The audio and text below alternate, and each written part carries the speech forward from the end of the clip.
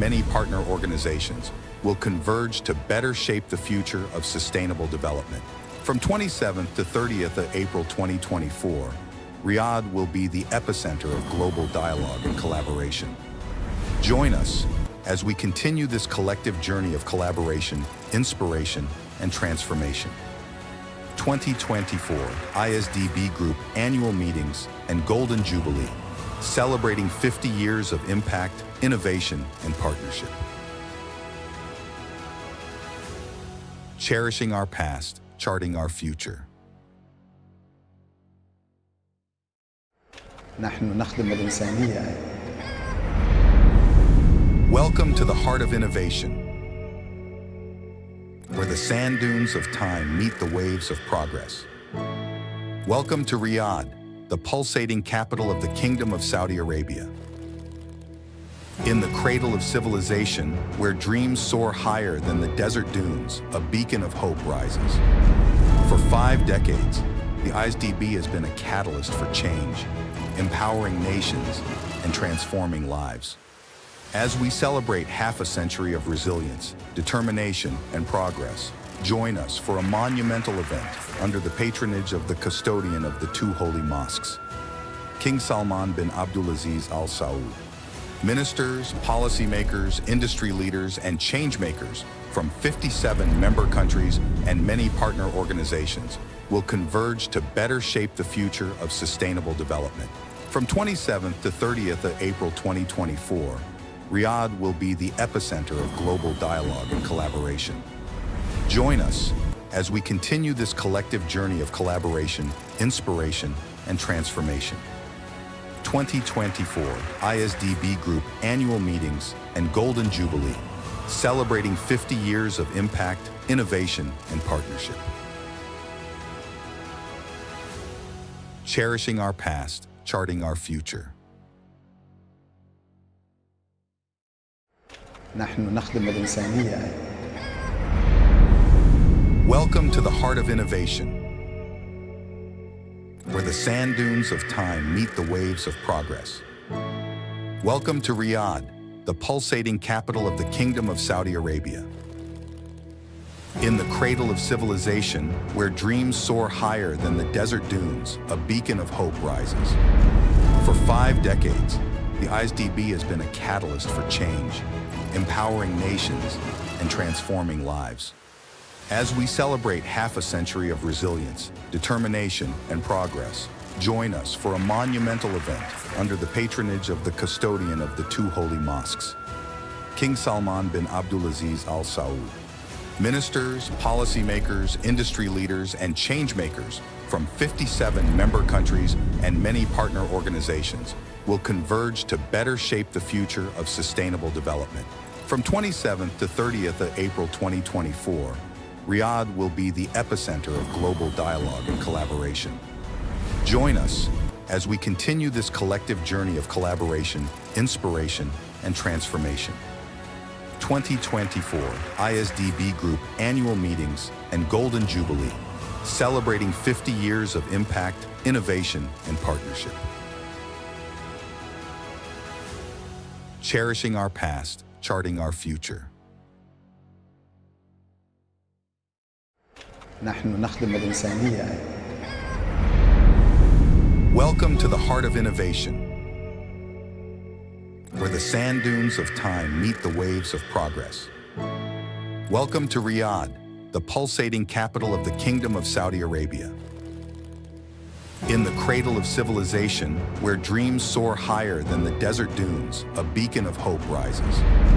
For 5 decades, the ISDB has been a catalyst for change, empowering nations and transforming lives.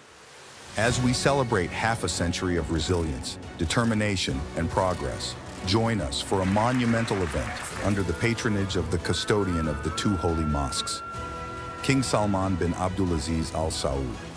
Ministers, policymakers, industry leaders, and changemakers from 57 member countries and many partner organizations will converge to better shape the future of sustainable development. From 27th to 30th of April 2024, Riyadh will be the epicenter of global dialogue and collaboration. Join us as we continue this collective journey of collaboration, inspiration, and transformation. 2024 ISDB Group Annual Meetings and Golden Jubilee, celebrating 50 years of impact, innovation, and partnership. Cherishing our past, charting our future. نحن نخدم الإنسانية. Welcome to the heart of innovation, where the sand dunes of time meet the waves of progress. Welcome to Riyadh, the pulsating capital of the Kingdom of Saudi Arabia. In the cradle of civilization, where dreams soar higher than the desert dunes, a beacon of hope rises. For 5 decades, the ISDB has been a catalyst for change, empowering nations and transforming lives. As we celebrate half a century of resilience, determination, and progress, join us for a monumental event under the patronage of the custodian of the 2 holy mosques, King Salman bin Abdulaziz Al Saud. Ministers, policymakers, industry leaders, and changemakers from 57 member countries and many partner organizations will converge to better shape the future of sustainable development.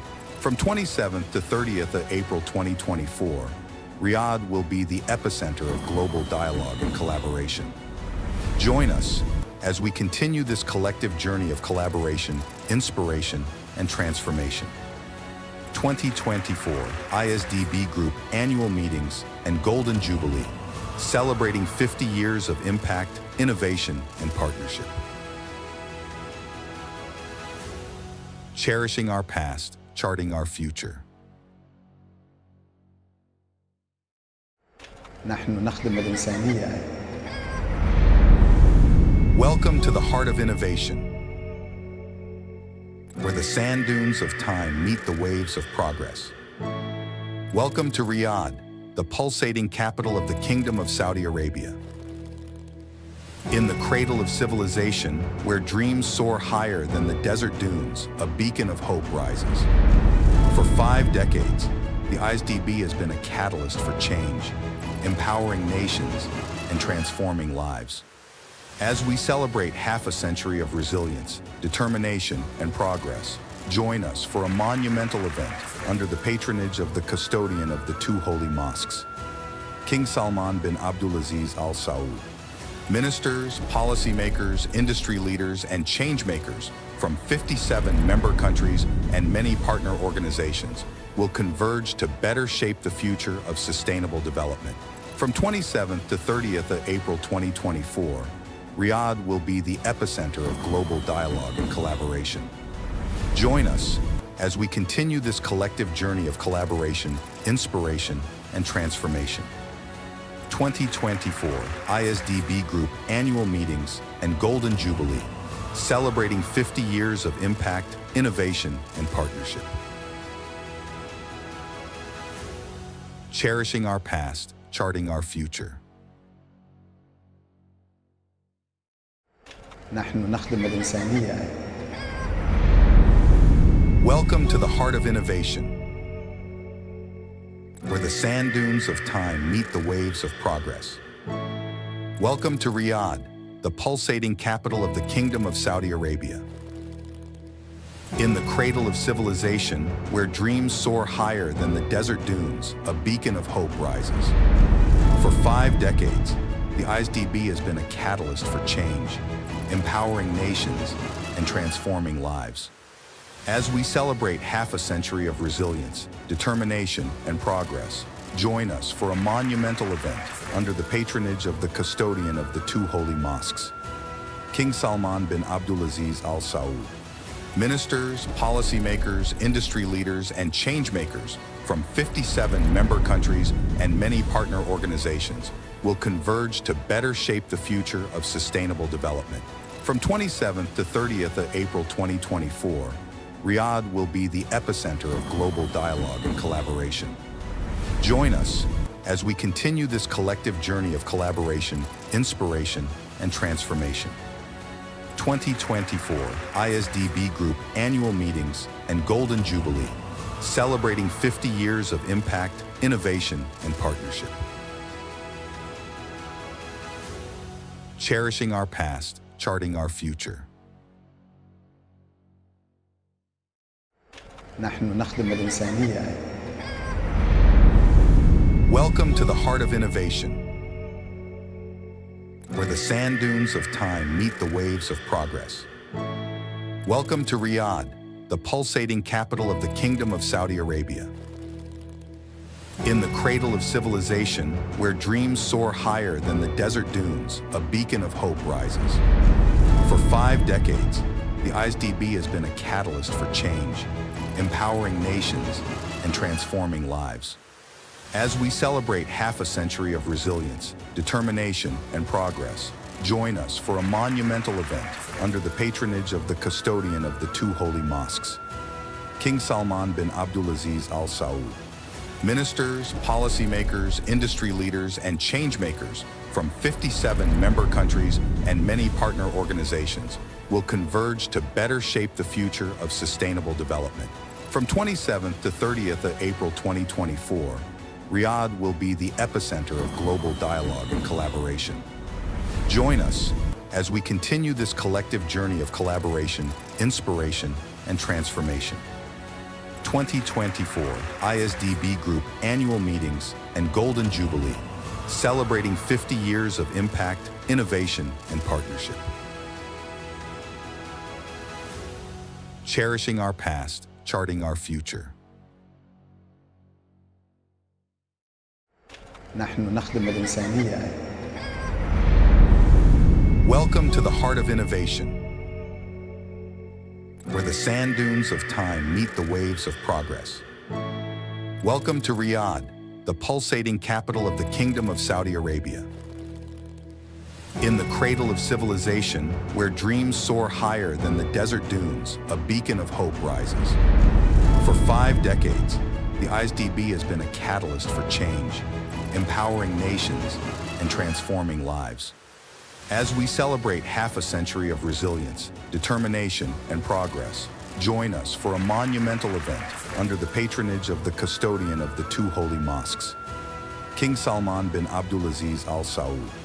Ministers, policymakers, industry leaders, and changemakers from 57 member countries and many partner organizations will converge to better shape the future of sustainable development.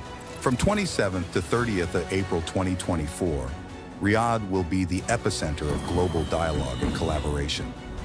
Join us as we continue this collective journey of collaboration, inspiration, and transformation. 2024 ISDB Group Annual Meetings and Golden Jubilee, celebrating 50 years of impact, innovation, and partnership.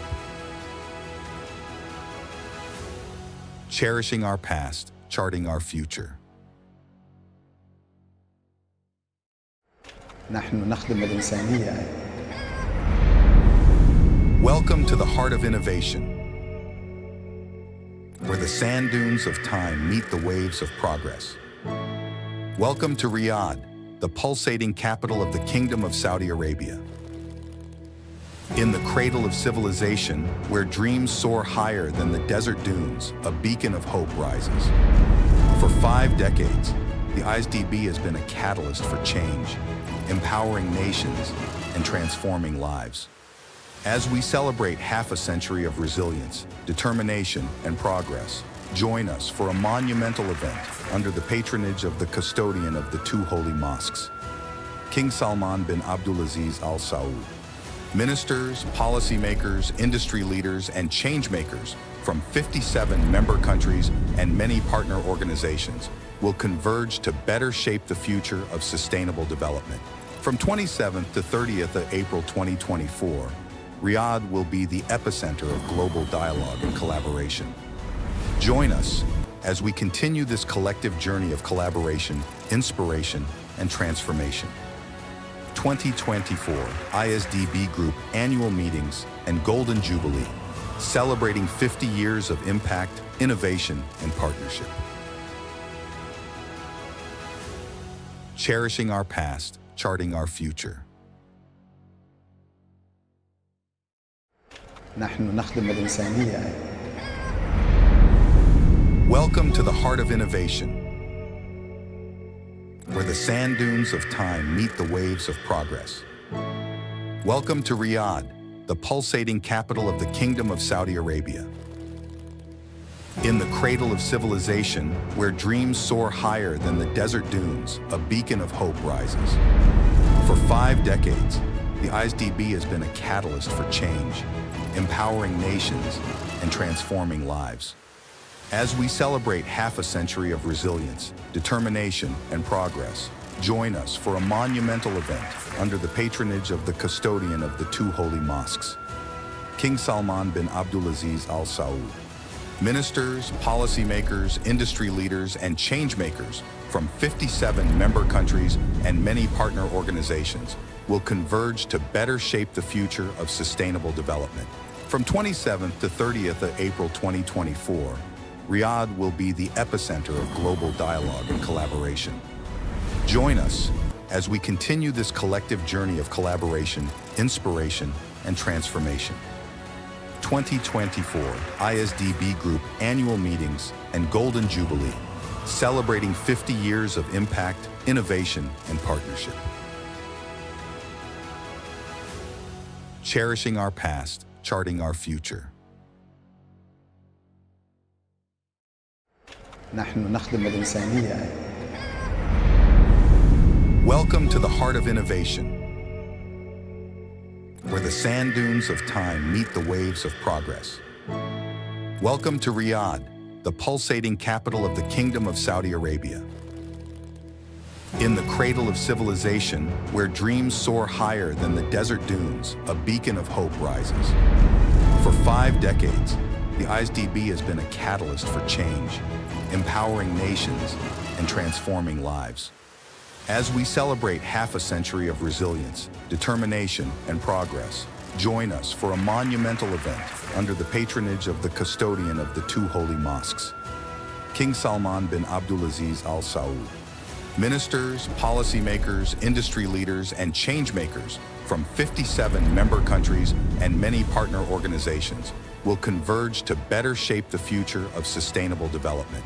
From 27th to 30th of April 2024, Riyadh will be the epicenter of global dialogue and collaboration.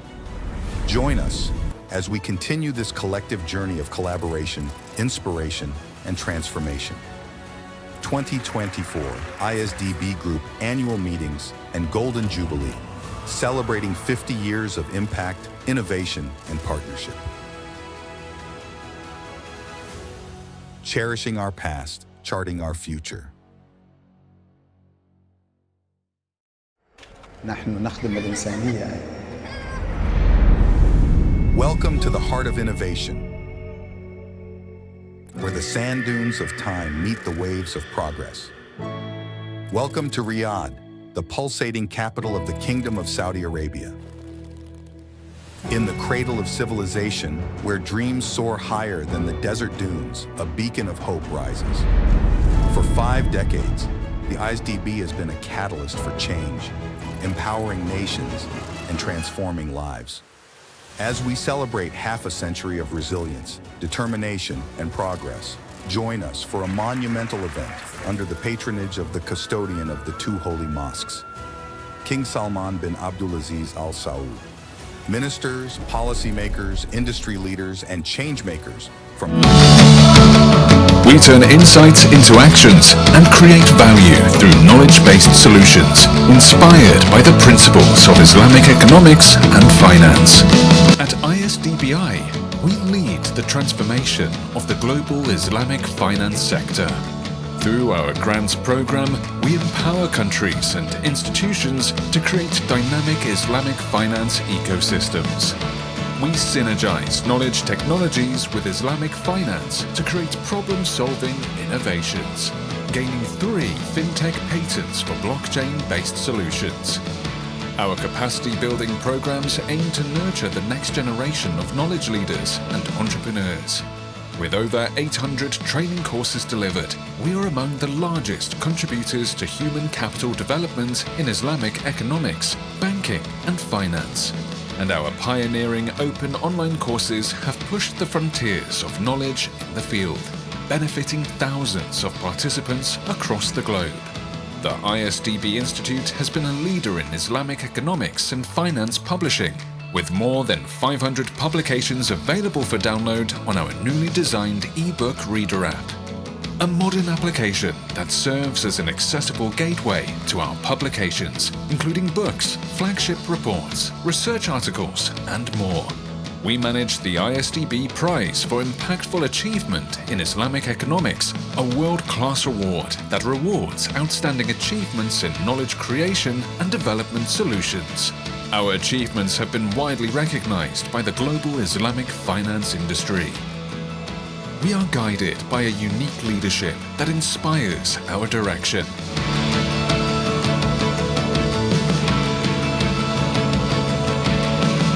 With a diverse range of unique perspectives and expertise. Our dedicated management team strives to enhance productivity, efficiency, and creativity. Together with our partners, we power sustainable economic progress and social prosperity in our member countries. In doing so, we contribute to a brighter future for generations to come around the world.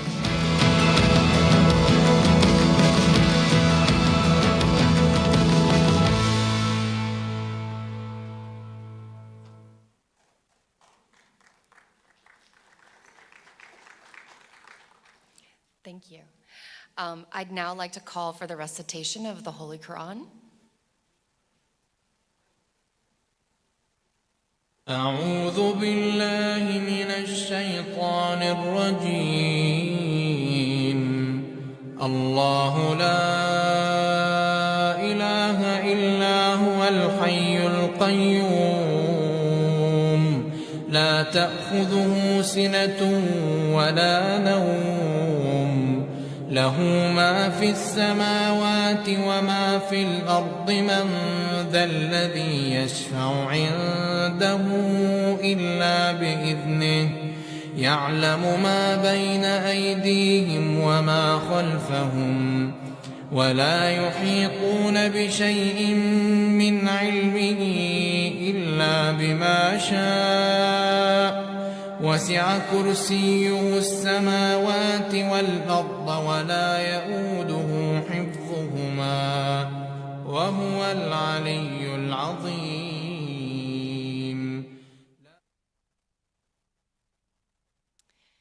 Thank you. Salam alaikum, welcome and good morning. My name is Gabriela Kuz, and I presently serve as the global convener at the ISO International Organization for Standardization, Technical Committee 68, Advisory Group 6 on Artificial Intelligence and Financial Services, as well as Senior Fellow at AI 2030, which focuses on ethical and responsible innovation in the area of artificial intelligence. My 20 years in international economic and financial sector development spans 56 countries and includes leadership of the World Bank Corporate Governance and Financial Reporting Workstream for the MENA region, enhancing cooperation between the World Bank and AOFI, and leadership at the Prince Sultan University Global Islamic Finance Tax and Zakat Center. Today, I will be serving as your Master of Ceremony for the 18th Annual Islamic Development Bank Institute Global Forum on Islamic Finance, Innovation, Entrepreneurship, and Leadership in Islamic Finance. This event is organized annually as a flagship side event of our annual meetings, and this year's forum brings together thought leaders, policymakers, financial experts, and other stakeholders in the Islamic finance industry to deliberate on innovative tools to foster sustainable development. I'd like to take a minute to note that this event is being recorded and will be live streamed via the ISDBI YouTube channel. Further, please note that translation and interpretation is available in both Arabic and French, in addition to the language for this event being English for your convenience. I would now like to call on our next speaker, Acting Director General of the Islamic Development Bank Institute, Dr. Sami Al-Sulaiman, to deliver our welcome remarks. Dr. Sami currently serves as Acting Director General of the Islamic Development Bank Institute and Chief Economist of the Islamic Development Bank Group in Jeddah, Saudi Arabia. Prior to these roles, Dr. Al-Sulaiman managed the Research and Development Center at IsDB Bank, Riyadh, Saudi Arabia. He has extensive prior experience, which includes roles with the Institute of Islamic and Arabic Sciences in America in Virginia, the Southern Illinois University in Carbondale, Illinois, my hometown, and King Saud University in Riyadh, Saudi Arabia. Please join me in welcoming Dr. Sami Al-Sulaiman to the stage.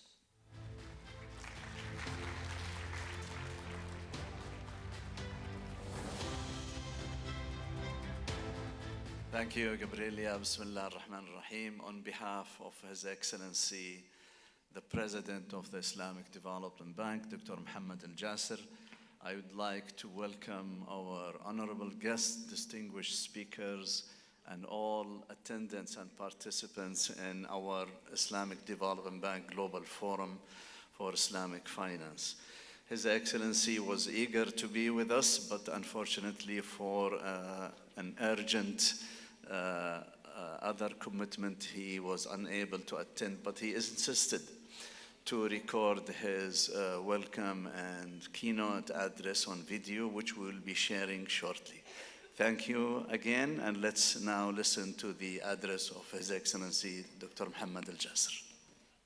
بسم الله الرحمن الرحيم والصلاة والسلام على أفضل الأنبياء والمرسلين سيدنا محمد وعلى آله وصحبه أجمعين ومن تبعهم بإحسان إلى يوم الدين. Excellencies, distinguished guests, ladies and gentlemen, Assalamu alaikum wa rahmatullahi wa barakatuh. It is my immense pleasure to welcome you all to the 18th Islamic Development Bank Global Forum on Islamic Finance. This year's forum coincides with two exceptional occasions: the Islamic Development Bank Golden Jubilee and the 40th anniversary of the Islamic Development Bank Institute. Ladies and gentlemen, the global challenges we face today require visionary leadership to propel us toward a future rooted in ethical principles and sustainable development. This transformation lies in cultivating a generation of entrepreneurial leaders who serve as catalysts for the economic growth and progress of their communities. These are leaders who envision possibilities beyond existing constraints, who are willing to face challenges head-on, and who drive the process of change. They are not simply driven by financial gains. They are passionate about creating a positive impact in the world. The impact of entrepreneurship extends far beyond individual businesses. When entrepreneurs excel, they have a profound ripple effect on future generations. Enterprises like Alibaba, Alphabet, the owner of Google, Amazon, Apple, Microsoft, Nvidia, and Tesla have dramatically changed the economic landscape and created immense value for people worldwide.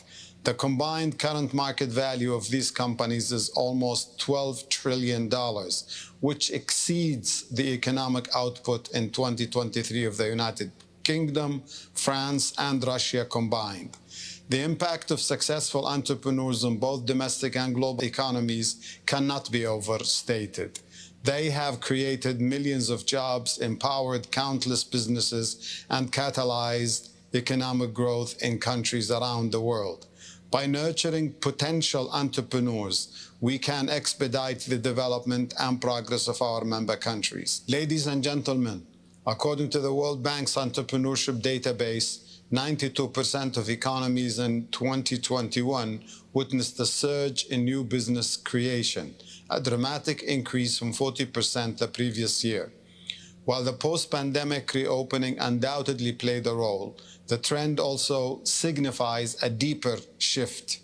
The Global Entrepreneurship Monitor, in their 2023-24 report, revealed that both new and established entrepreneurs are significantly contributing to achieving the Sustainable Development Goals.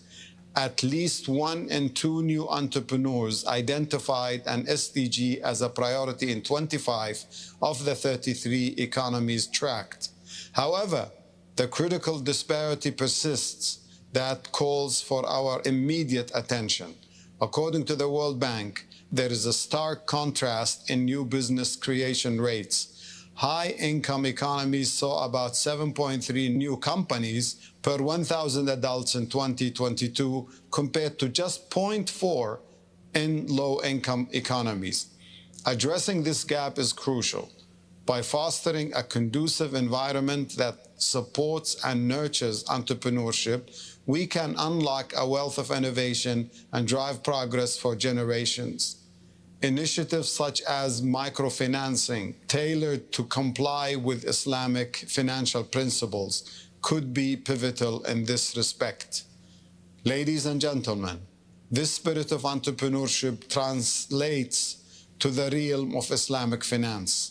Prophet Muhammad sallallahu alaihi wasallam himself was a successful entrepreneur, embodying the qualities of trustworthiness, risk-sharing, and a commitment to the betterment of society. When financial institutions are grounded in these principles, they can effectively promote ventures that contribute to sustainable growth and empower potential entrepreneurs. The path towards brighter future lies in the hands of visionary leaders and creative entrepreneurs dedicated to the shared prosperity of their communities. Let us rejoice in this promising and fascinating journey together. Thank you very much. Wassalamu alaikum wa rahmatullahi wa barakatuh.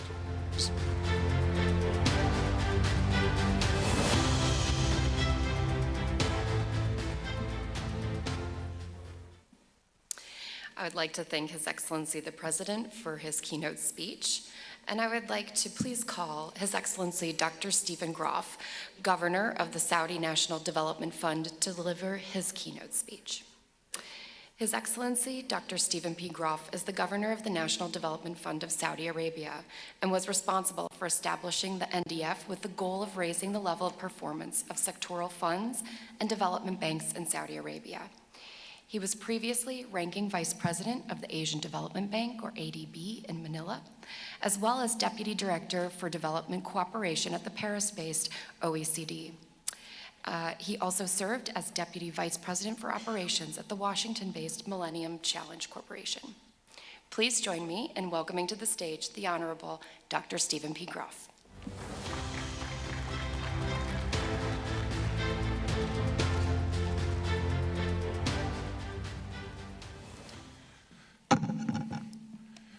Your Excellencies, distinguished guests, ladies and gentlemen, assalamu alaikum. It's indeed an honor and a privilege to stand before you today at this very important gathering. I want to express my heartfelt gratitude to His Excellency President Mohammed Al-Jasser, Dr. Sami, and the organizers for extending this gracious invitation and for all the efforts in bringing together such a distinguished group of individuals. Today, not surprisingly perhaps, I want to talk about the importance of Islamic finance in the global economy. I need not inform this audience that Islamic finance, with its foundation based in core ethical principles, not only promotes risk-sharing, but also introduces innovative approaches that benefit both Muslim and non-Muslim communities worldwide. And such financing activities are critical in driving sustainable development across many countries, particularly in times of crisis. Furthermore, entrepreneurship within the realm of Islamic finance is vital. In places like Saudi Arabia, entrepreneurship isn't just seen as a driver of progress, but as a key element in achieving inclusive and sustainable growth. Islamic finance frameworks, with their emphasis on risk-sharing, offer a basis for fostering developmental finance initiatives that are both sustainable and ethically sound. Creating environments that foster innovation and entrepreneurship is critical. Sharia-compliant funding options, for example, in the microfinance and venture capital spaces, empower entrepreneurs to pursue opportunities while simultaneously upholding core principles. And technological advancements have made financial services more accessible and ethical, aligning with the values of Islamic finance. The realm of finance isn't just part of a financial system, but a frontier pushing financial innovations across boundaries. Products like Sukuk showcase this innovation by being asset-backed, ensuring investments that discourage speculation and align with sustainable development goals. Now, another crucial aspect of financial progress is the integration of technology into finance and the remarkable impact that fintech has had on expanding access to financial products and services. As all of you are aware, fintech now plays a pivotal role in fostering inclusivity across financial systems, and Islamic finance is no exception. Technological advancements have given rise to platforms that not only enhance accessibility to financial services, but also uphold ethical standards, particularly when paired with well-structured products and services. Innovation is the driving force behind the growth of finance, from applications that enhance transaction transparency to mobile banking solutions tailored to Sharia-compliant services. As you well know, Islamic finance has a remarkable capacity to nurture ecosystems that are conducive to entrepreneurship by putting a strong emphasis on economic activities within financial transactions. This in turn gives entrepreneurs the space they need to innovate and excel. For example, principles like muradaba and mushakara focus on fostering collaboration between investors and entrepreneurs, ensuring that risks and rewards are shared across all parties. It's this spirit of collaboration that is so essential to business ventures, paving the way for mutual benefits and sustainable economic growth. And what's truly remarkable is how these dynamics extend far beyond religion, beliefs, and practices. They're fundamental to sustainability, diversity, and resilience, showcasing that Islamic finance is fundamentally about building a strong foundation for entrepreneurship and prosperity. Now, I'd like to touch on another important topic: the efforts of the IsDB to promote financial stability. Their adoption of systems using technologies like blockchain is a prime example of how Islamic finance can adapt and create secure and efficient financial environments. The projected outcome of these systems are expected to show significant improvements in stability and transparency, particularly in today's unpredictable financial markets. This serves as a leading example for others to take note of and implement in their own practices. Looking ahead, if we want to keep these initiatives going strong and making a lasting impact, there are a few key recommendations and policy measures we should consider going forward. Firstly, we need to reinforce regulatory frameworks. Government should strengthen these structures to support the innovative strides being made in Islamic finance. These regulations should not only make it easier to introduce new tools, but should also ensure that these align with Islamic principles. Secondly, we've got to focus on advancing digital and financial literacy. By offering specialized training and targeted courses to various market participants, we can empower businesses and consumers to fully engage in Islamic financial markets. This will benefit everyone involved tremendously. Thirdly, promoting global collaboration is essential. By fostering partnership, we can further expand Islamic finance reach around the world. This will lead to the sharing of best practices, the exchange of innovation, and ensure that Islamic finance continues to have a significant impact on global economic frameworks. All of this creates a virtuous cycle that further encourages investment. Lastly, aligning investments with development objectives is key. This guarantees that economic growth contributes to broader socioeconomic and environmental goals. Initiatives like Green Sukuk should be actively encouraged to finance renewable energy ventures, sustainable farming practices, and other green projects, promoting a healthier planet and a more prosperous future for all. In conclusion, as we look ahead to an era where financial sustainability, inclusivity, and stability are paramount, Islamic finance stands out not just as an option, but as an approach that blends ethical finance with global sustainable development objectives.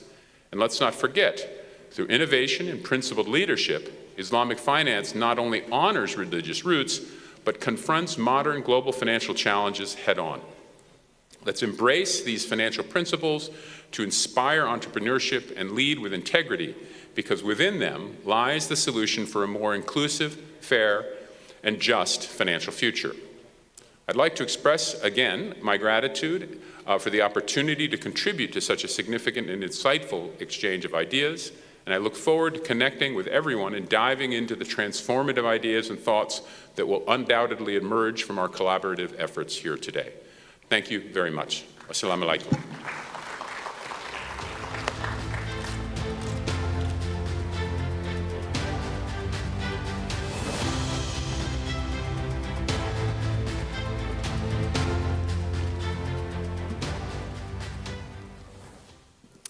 I'd like to take a minute to thank His Excellency for his very pivotal remarks. And now I would like to call on Mr. Mutlaq H. Al-Morashed, board member of SMB Bank, to deliver his keynote speech. Our next speaker holds a vast and impressive career spanning multiple industries, including banking and extractives. Mr. Al-Morashed presently serves as a board member of the Gulf Petrochemical and Chemical Association, GCC Board Directors Institute, and Saudi General Authority for Military Industries.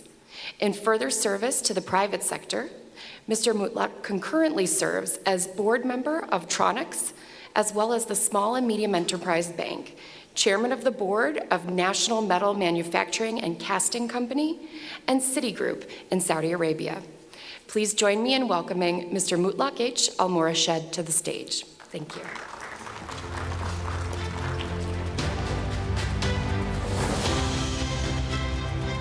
Morning, ladies and gentlemen. First of all, I would like to thank Dr. Sami for asking me to be here in front of you. It's really an enjoyable gathering. I'm going to really speak to you from a practical side, what I would call it the receiving side, from the borrower, and give you some of the few thoughts that we borrower face when we're dealing with Islamic banking in general. It's not a complaint, of course, but it's an ideas for all us to benefit from. I've been working, in the borrowing sector for the last 35 to 40 years, and I've seen all kinds of finance. First, in the first year, was basically traditional, normal Western finance. And then in the last 20, 30, especially I'm speaking in the region of the GCC and the Arab countries, we started to see the emergence of the Islamic finance, which has been a great alternative because people were dying to have an alternative that makes them feel happy with themselves and their religion, which is a great thing. And Islamic finance is really very fit for that purpose, where it's really a risk-sharing principle, where it's not the lender only worried about taking the profit and running home with it, but also the lender is really sharing the risk with the borrower. And where I come from, mostly industry, heavy industry, it's really fit for that kind of principle because you are dealing with assets. So you can have collateral assets, you can see things in your eyes, you can touch it. It's not some electrons out there in the air. So it's really a workable place. It's been creative in the last few years. Sukuks were issued here in Saudi Arabia. First public sukuk was issued by SABIC back in 2007 or so. That was done by Saudi Sharia Committee, which was never been done before, and they were tradable. And it was an excellent principle and actually entry into Islamic finance. The other things we've been happening also, the normal lending that's been growing, and also murabaha, musharaka, mudaraba, and so on. The sector been very creative. And as a borrower, I would advise that we don't see ourselves as a replacement to traditional finance, rather than promote ourselves as a global financial, but within the finance tent or in the finance family, but we're a finance with a human face. We're a finance that is socially responsible. We care about the borrower as much as we care about our shareholders and make sure people benefit in the process. There is a lot, we like it, unfortunately or not, the Islamic world has some of the highest poverty rate. One of our challenge as the Islamic bankers is to help our region alleviate that problem of poverty. And that can be really very, very done and easily fit with the Islamic finance principle with risk sharing, and especially in small things like micro, small enterprises, that is very applicable, and lifting the whole society by injecting small amount of money into the entrepreneurial spirit and entrepreneurs across the Muslim world. And we have a huge, huge base to really work with and benefit and promote, and ultimately also the banking will do. The other things for the borrower point of view I would like to highlight to you is the documentation issue. We also need to face that issue. When I deal with traditional banks and deal with Islamic banks, it takes a lot longer, the documentation. The process takes too long. And let's be honest. People like to do Islamic finance. However, if it just takes long or costs more, believe me, people will go the other way, especially the corporate. The big corporate. I mean, they are Islamic corporate, they'll do anything, but they have shareholders also. They have to pay dividend. They have to, capital gains. They have to promote their share value. So we also have to be that. So we have not just to stay and say, we're Islamic finance, so come to me. I'm just Islamic. That's not going to happen, unfortunately. Maybe some will come to us, but the reality, like anything else in life, we have to be competitive. We have to offer an alternative that's spiritually satisfying to the borrower, but at the same time doesn't, hurt the pocket of the borrower. So we have to come really balanced in that kind of approach. And I'm sure with creativity in this room and also with the ISDP, I'm sure we can do that and promote it across the board in all our financial institution globally in this part or any of the other Muslim countries. Again, I would like to thank Dr. Sami and the organizer for asking me. I don't want to take so much of your time. I know you have full agenda, and welcome to Saudi Arabia if you're from outside. If you're from outside Saudi Arabia, from outside in other cities, welcome to Riyadh. Good luck to you with the traffic. Took me forever to get here. I'm only 8 kilometers away. So that's life in a big city. Thank you so much. God bless you all.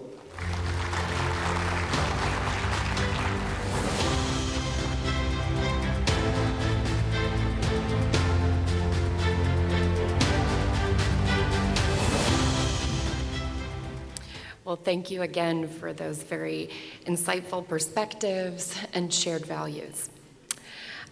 It is now my pleasure to present the ISDB Prize for Impactful Achievement in Islamic Economics. If we could please play the video. Numerous socio-economic development challenges are faced by individuals, communities, societies, countries, and the world. Pandemics, hunger, inequity, high indebtedness, fragility. Because our world needs our care, and our survival requires moral principles. Immediate action is needed for change today, more than any other day. The ISDB Prize for Impactful Achievement in Islamic Economics is the most prestigious prize in the field since 1988. Many prominent individuals and institutions have won the prize over the years. The prize alternates between two categories from one year to the other. Development Solutions Achievement category, rewarding successful projects that solve important development challenges in ISDB member countries or communities. And Knowledge Contribution category, rewarding significant contributions to knowledge in areas related to Islamic economics that have the potential to solve major development challenges. The Development Solutions Achievement category comes with $100,000 reward for the first place, $70,000 for the second place, and $30,000 for the third place. The Knowledge Contribution category comes with $50,000 for the first place, $30,000 for the second place, and $20,000 for the third place. Submissions or nominations are received from July to December every year on prize.isdbinstitute.org. For more details, please visit prize.isdbinstitute.org. Join us on this journey. Do your part to change the world, for our beloved ones, for the next generations, for us.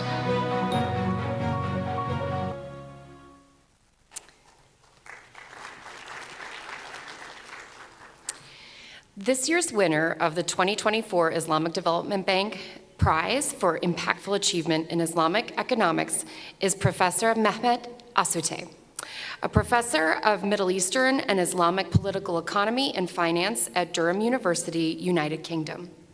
Professor Asatay was selected for his novel work on Islamic moral economy and the articulation of Islamic finance to be supportive of sustainable development and the welfare of human beings. Professor Asatay's knowledge contributions emphasize reconstituting Islamic economics in the form of an Islamic moral economy by essentializing an extended stakeholder-based governance system to ensure the moral grounds of the economic system. An overall theme of his research focused on the multidisciplinary aspects of articulation of Islamic finance to be supportive of sustainable development and well-being. His empirical research resonates with and articulates his conceptual and theoretical reconstruction as he attempts in his research. The original contributions of Professor Asatay have tangible policy implications with practical applications in ISDB member countries and Muslim communities worldwide. In recognition of his novel work on Islamic moral economy, the ISDB Prize Selection Committee decided to award the ISDB Prize for Impactful Achievement in Islamic Economics Knowledge Contribution Category 2024G to Professor Dr. Mehmet Asatay. At this time, I would like to invite His Excellency, the ISDB Vice President of Operations, Dr. Mansour Muhtar, the Acting Director General of the ISDB Institute, Dr. Sami Al-Sulaiman, and the winner of the 2023 ISDB Prize for Impactful Achievement in Islamic Economics, Professor Mehmet Asatay, to come on stage.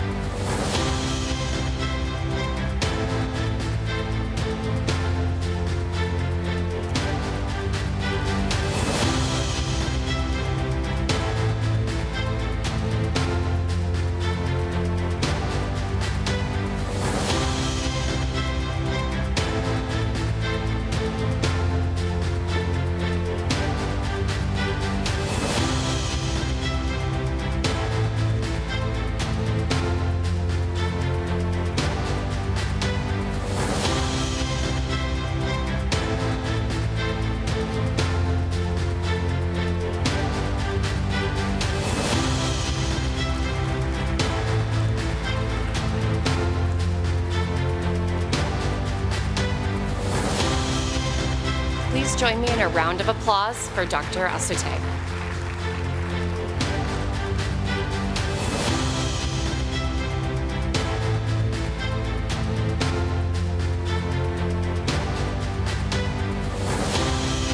I'm sorry, can you come forward? Thank you, Jim.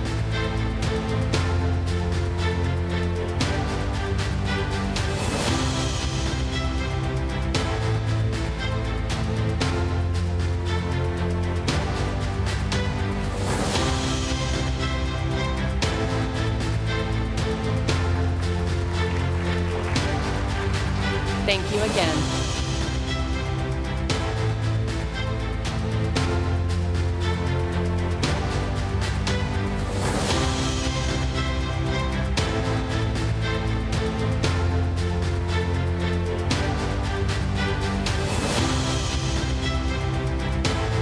Thank you and congratulations.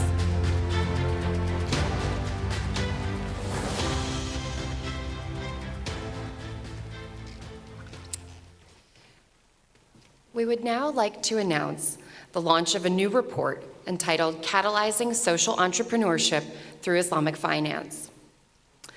The authors are the distinguished Dawood Ashraf, Reza Chowdhury, Catherine Pearl, and Abdurrahman Yazizi. There are two main messages of this pivotal report.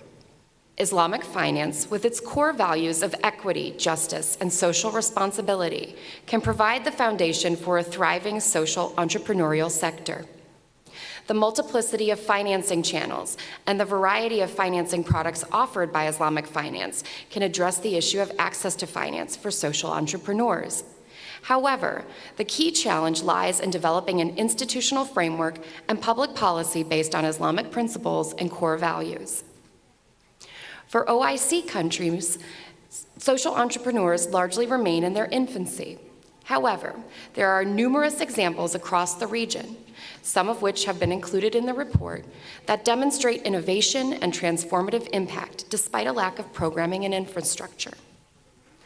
The report goes on to make significant recommendations in order to mainstream social entrepreneurship in OIC countries, and includes a policy framework, establishing a framework based on Islamic values to guide social entrepreneurship development, promoting human well-being and ethical business practices, an integrated ecosystem, building a strong social entrepreneurship ecosystem by fostering collaboration between different stakeholders, including governments, NGOs, and social enterprises.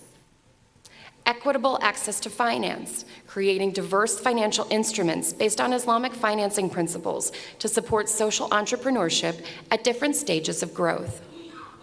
Conducive legal and regulatory environments, implementing clear legal structures and tax policies specifically designed for social entrepreneurship, addressing their unique needs and challenges.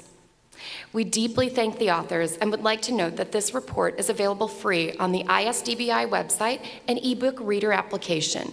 Please visit us and learn more.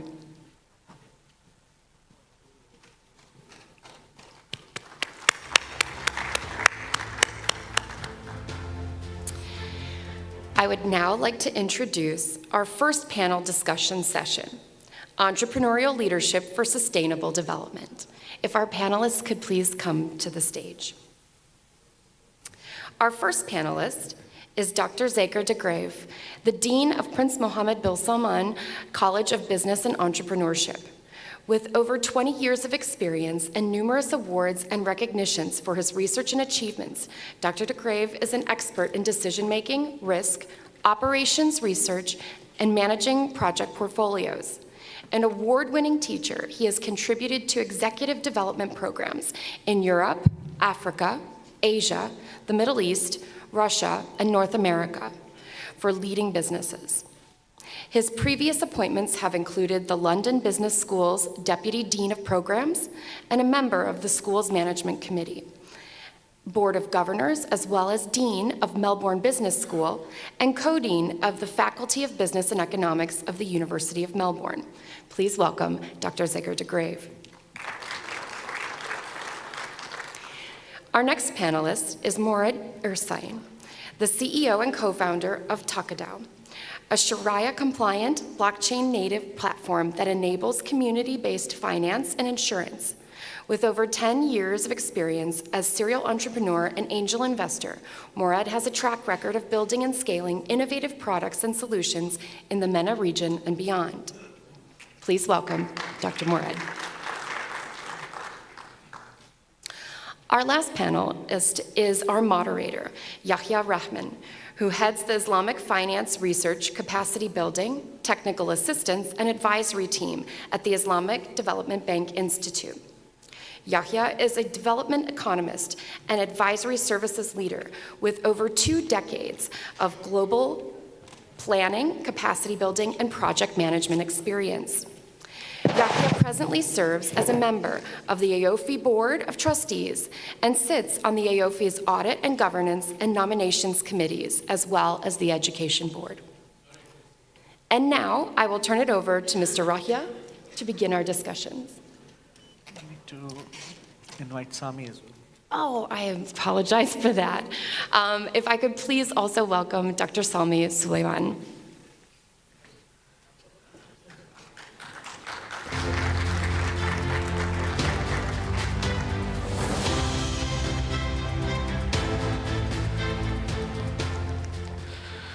Bismillah ar-Rahman ar-Rahim. Thank you, Gabriela. I think we have quite a full session today because there's a lot of things we need to cover in the short period of time. We're going to talk about entrepreneurship, we're going to talk about innovation, we're going to talk about leadership. And although, each of this topic, you could actually have a session in its own right, but quite frankly, they're linked inextricably. In order to be an entrepreneur, you need to be able to take risks, you need to be able to identify opportunities, and that requires leadership. leadership to gather together a team and to see it through to execution and to fruition. And of course, you need to identify the gaps and come up with the solutions to fill that gap.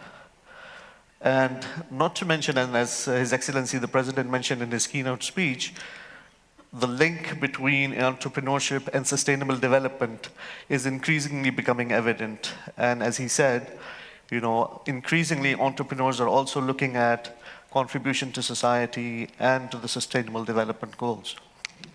Last but not least is the relationship with all of this with Islamic finance. As we know, Islamic finance, by definition, is about inclusivity. It's about risk sharing. It's about stewardship to the society, to the community, to the environment. So Islamic finance is kind of a cross-cutting theme which transcends, you know, the issues which are related to entrepreneurship, innovation, and leadership. So I'll start with Zeger. Dr. Zeger, we see that, you know, you have these entrepreneurs, and some of the examples was mentioned in His Excellency's speech as well, who you find are serial entrepreneurs, and no amount of adversity or challenge prevents them from going and achieving and setting up new ventures and identifying opportunities and delivering solutions. So this begs the question, is this something that is in nature, or is this something that can be nurtured? Because if it's a question of being the ability to nurture, then it means it has a significant policy implication, and then you can actually intervene and guide to convert this spirit, which may be latent, but then you need to polish it to become effective. So my first question would be the issue of, given your vast experience of the nature versus nurture element in entrepreneurship. Dr. Zeger. Oh, thank you, Mr. Yahya.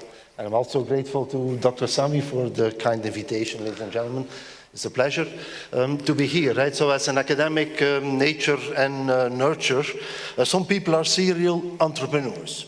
That's what we see. They take initiatives all the time. The best example is probably Richard Branson from Virgin. Man, a serial entrepreneur. He's been everywhere, right? He's got an airline, he's in space exploration, you name it, tourism, serial entrepreneur. So, born as an entrepreneur. That's what we see. The history of Richard Branson is surprising.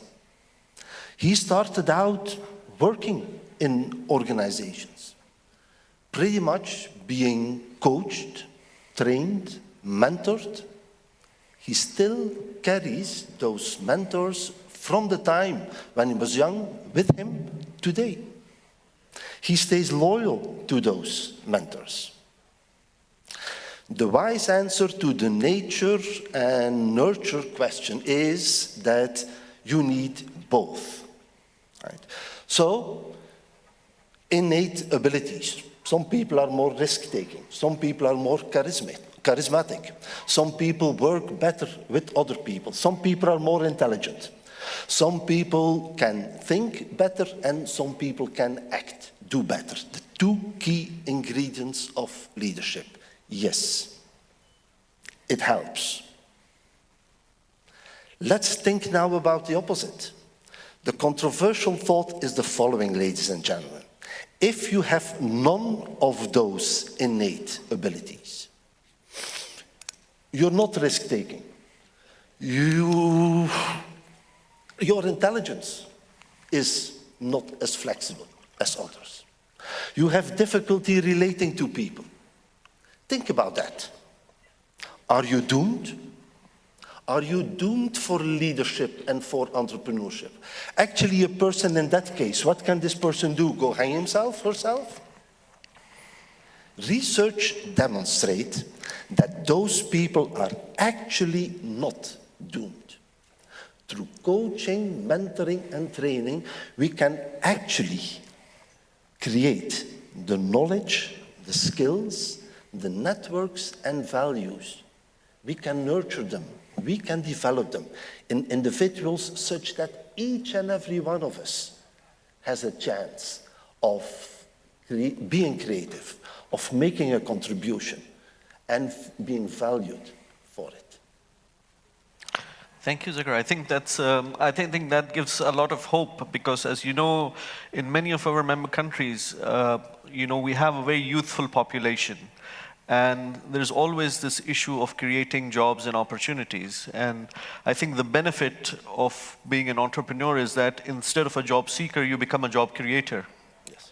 So, one person would then employ others. It will create economic opportunity. There's going to be other externalities. So I think the fact that there is an element of nurturing involved means that there is a clear opportunity for that.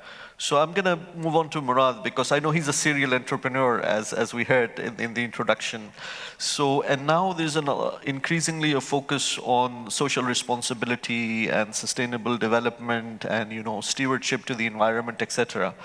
So for an entrepreneur who's already facing a lot of other challenges, kind of looking at new opportunities and new challenges, how do you balance the requirement for profitability with the need for all these social and, environmental and other considerations? So given that I know that you mentor a lot of entrepreneurs, so early on, how do you balance this need for profitability with other considerations? Thank you. Assalamu alaikum. Assalamu alaikum, everyone. So thank you for the question. Before I start actually answering this question, I just want to make a small story. I was born and raised in France from an Algerian background, from a very modest family, I would say. And to recall my journey to entrepreneurship was actually given to me by not my father, but my mother. So my mother was an illiterate woman. She could not read and count. But she was really keen in making an impact somehow. So when we live in France for such a long time, we're for a family of 12. So I was the last boy. And eventually my mother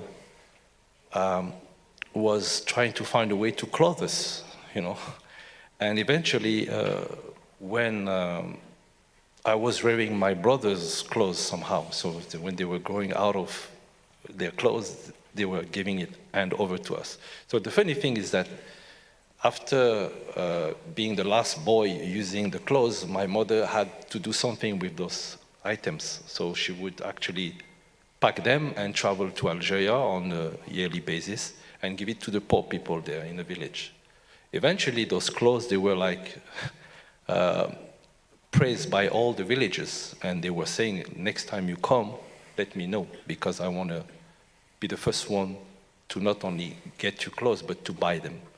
So long story short, she built actually a small business that was recycling clothes from Europe, France, all the way to Algeria, and she built a small help in the village, and she became the first small angel investor.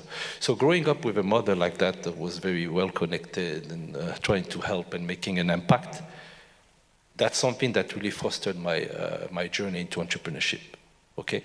And what I realized, going to the question, is that every single business that needs to be built has to have at least a double or maybe triple bottom line, the PPP, people, planet, profit.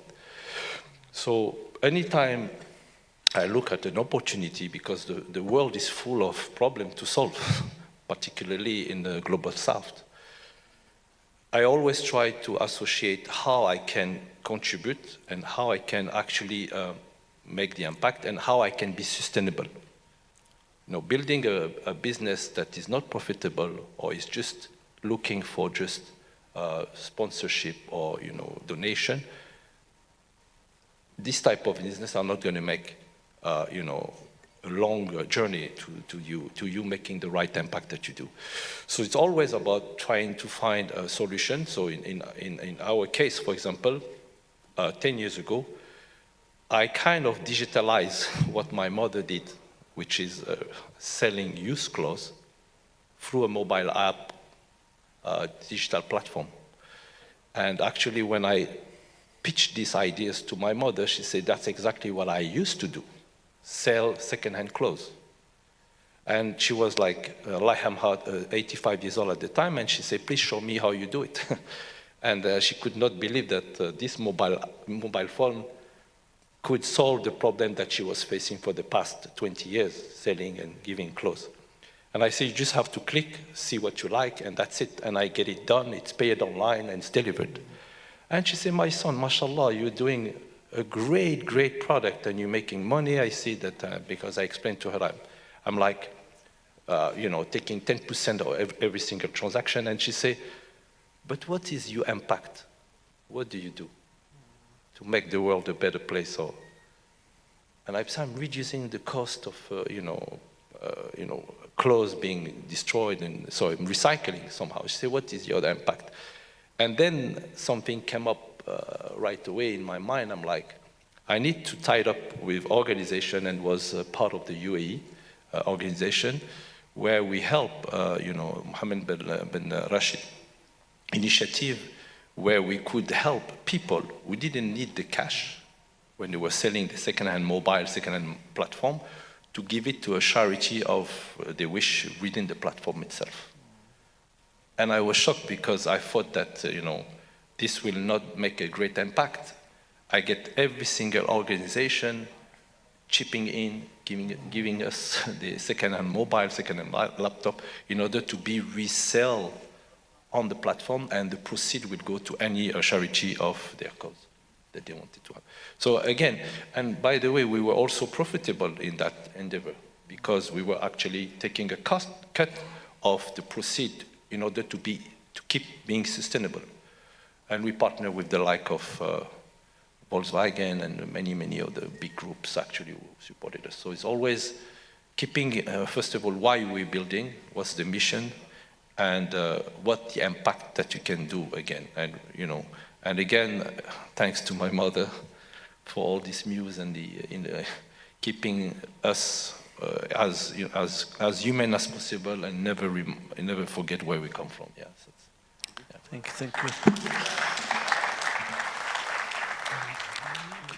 Thank you, Brother Munad. And I think you highlighted a couple of very interesting points. One, the fact that there is not necessarily profitability, financial profitability, and ethical responsibility and stewardship is not necessarily mutually exclusive.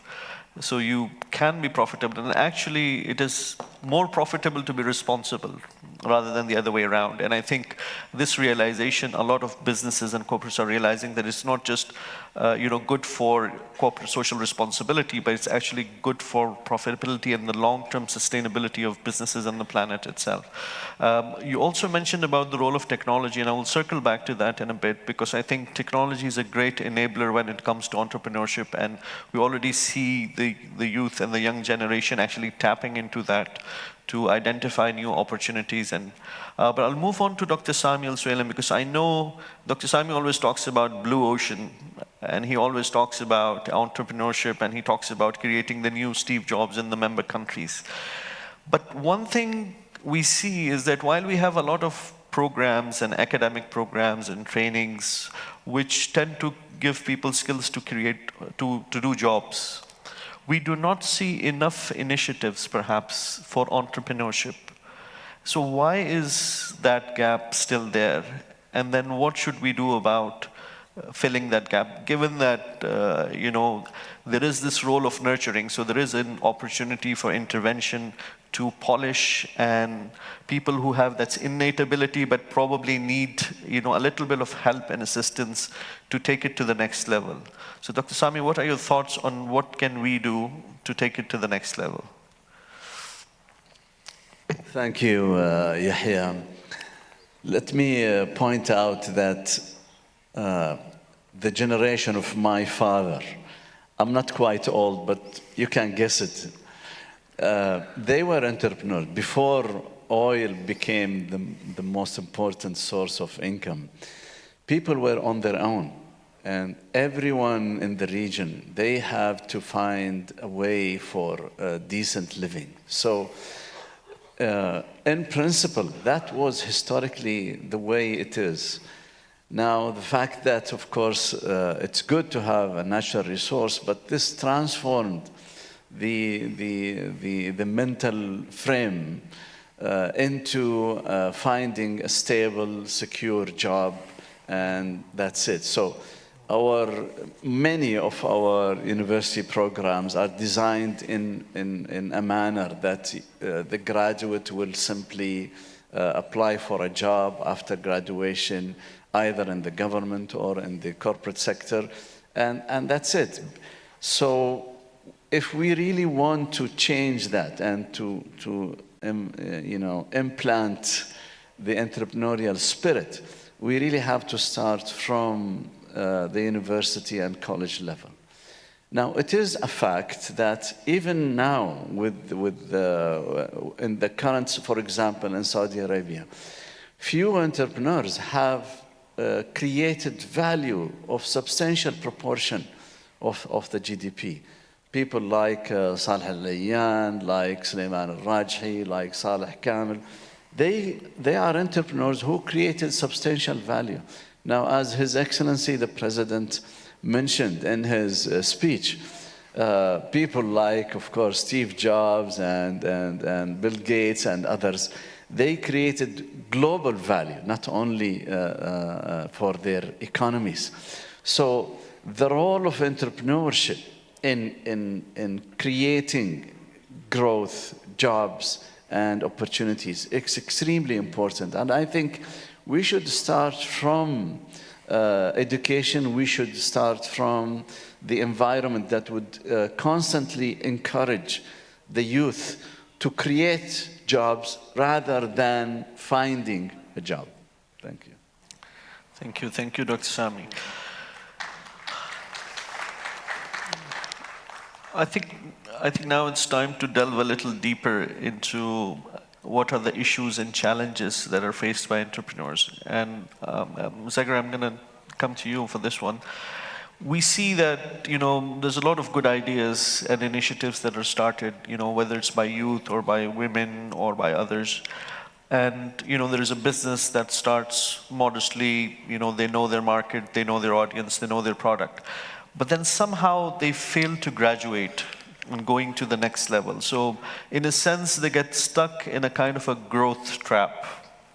And I think that is what is important, because we see that the successful entrepreneurs, even though they may have started very modestly in a garage or, in their bedroom, doing some coding, but then you find that they were able to move and graduate into a successful, local, national, and a global business. And I think this is one of the challenges that we face in our member countries, that you find a very successful business, but it's limited and it does not grow. So how do we address this issue of getting stuck into that growth trap? And particularly from an entrepreneurial point of view, is it due to lack of finance? Is it lack of access? And how, when you guide and educate entrepreneurs looking at this, what are the issues that they need to focus on in terms of that graduation and not getting stuck in that trap? Okay, thank you, Yahya. Right, so the growth trap, ladies and gentlemen, so it's there, right? But in essence, Dr. Sami is right. We need startups. We cannot have enough of them. It's absolutely important to have the Apples, the Amazons, the Alibabas, right? You name them, right? They're global corporations, right, that started as entrepreneurial ventures. They are powerful, and they have been a powerful source of market disruption and value creation. So you need the big players, the startups growing into big organizations. You need them. All right. But that's not the only, it's not the solution also, right? And here it is. So my argument is going to be that there's a market that needs to play. And the regulator needs to have a role in allowing competition to carry on. The big corporations, there's also a problem with them. They can also misuse resources for conservation of their power position in the market as well, all right? So it's important to have them, but they also need to be monitored or watched or led, managed. And that's where the role of government comes in, policy comes in, as policy comes in for the startups. And so that's what I'm essentially trying to say. Right? Let 1,000 flowers bloom. We need lots of startups. Education needs to provide, and as we try to do at Prince Mohammed bin Salman College, provide the space and the time and the environment for our students to work in teams to do startups. And we've recognized it, it's important. Let our students create their own startups. But that's not the only thing that we do in our curriculum. We also have the scale-up pathway in our signature learning experience. We have startup pathway, we have a scale-up pathway that essentially supports our students then in growing their businesses. Now, look, there's a trap that's also inherently linked to people, right? Entrepreneurs, they're kind of passionate about the product and the service they're delivering. They're working in their business rather than on the development of their business. So that's where a bit more of professional leadership or management comes in. That's where the knowledge, certainly of education, comes in business. And it's about strategy, it's about marketing, it's about operations, and it's about HR, right? That's what is required. So education is one way of unlocking the growth trap, definitely. But then you mentioned it, access to finance, market expansion. And again, a role that government can play, right, in facilitating trade missions, infrastructure, broadband, digital broadband networks, and so on. So a whole bunch of context around growth as well, right? Favorable regulation would be my key argument, right? Creating a level playing field wherein which both the 1,000 flowers can bloom and the market provides a basis for those large corporations to grow while allowing the 1,000 flowers to bloom further. Thank you. Yes, please go ahead. I might be a little bit controversial. I'm maybe not being able to. So, in my own view, I was personally, I would say, a result of the broken educational system. You know, every single individual is built in a different capacity, and if we try to force it on an individual to go through I would say, tailorization of the education, you will break actually the human being that is so soft, especially at a young age. And I was one of these victims, actually. I could never fit into the proper educational system. And I don't think that entrepreneurship could be taught at a university level. You can go into some textbooks, look at use case, but most of the successful startups that you just mentioned, Apple, Microsoft, and all those guys, they were dropout college students, meaning they had to quit school in order for them to start a company in a garage. And that's what you say. You see some of those, Richard Sons, I think, is dyslexic as well, is somebody who could not even read properly, and he built $1 billion company. So what we see actually is really having an opportunity to step in and do it outside of the boundary of a proper system that exists. We can definitely share knowledge, share history with at the academic level, but it will stay at academic paper at the end of the day. Real entrepreneur, real business who are built by dropout college student. And there's a book about A student work for B student or C student or whatever it is. So you see a big challenge. So for me, it was never been like, be afraid that I would need the smart people to build my company. Mm-hmm. But an entrepreneur is able to actually create a team and get the best talent for the academic field, which we're doing now, and actually, push the boundary of building a company. But I believe that if there's too much of academic into an entrepreneurship mindset, you never start anything. A quick thing, my brother is a type of an MBA guy, and when I want to start a business, when I was young, I used to pitch him the ideas, and he was like, this is never going to work. And I said, that's why I'm going to do it. You know, and that's how I get my vision and ambition. Is like, if he says it's impossible, then that's great. And then I will do the opposite.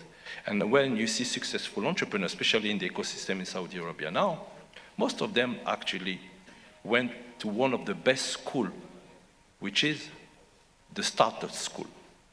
And they didn't learn this in university, so to be controversial, they learned it with the Karim, the Uber, the FoodX of the ecosystem. And they say, wow, I learned so much. And I dislearned. So you had the damage caused by the academic work is like you have to de-learn in order for you to learn again and to be a risk-taking instead of like a risk-taker versus like somebody who wants to stay in the backside. Yeah, just wanted to add that. Thank you, Brother Mohammed. I think this is a very interesting insight that, the traditional education or traditional academic education, which kind of prepares you in set norms and, on set kind of mindsets and frameworks, goes kind of against the entrepreneurial spirit, which is kind of thinking out the box and, breaking the norm and looking at things from a different perspective.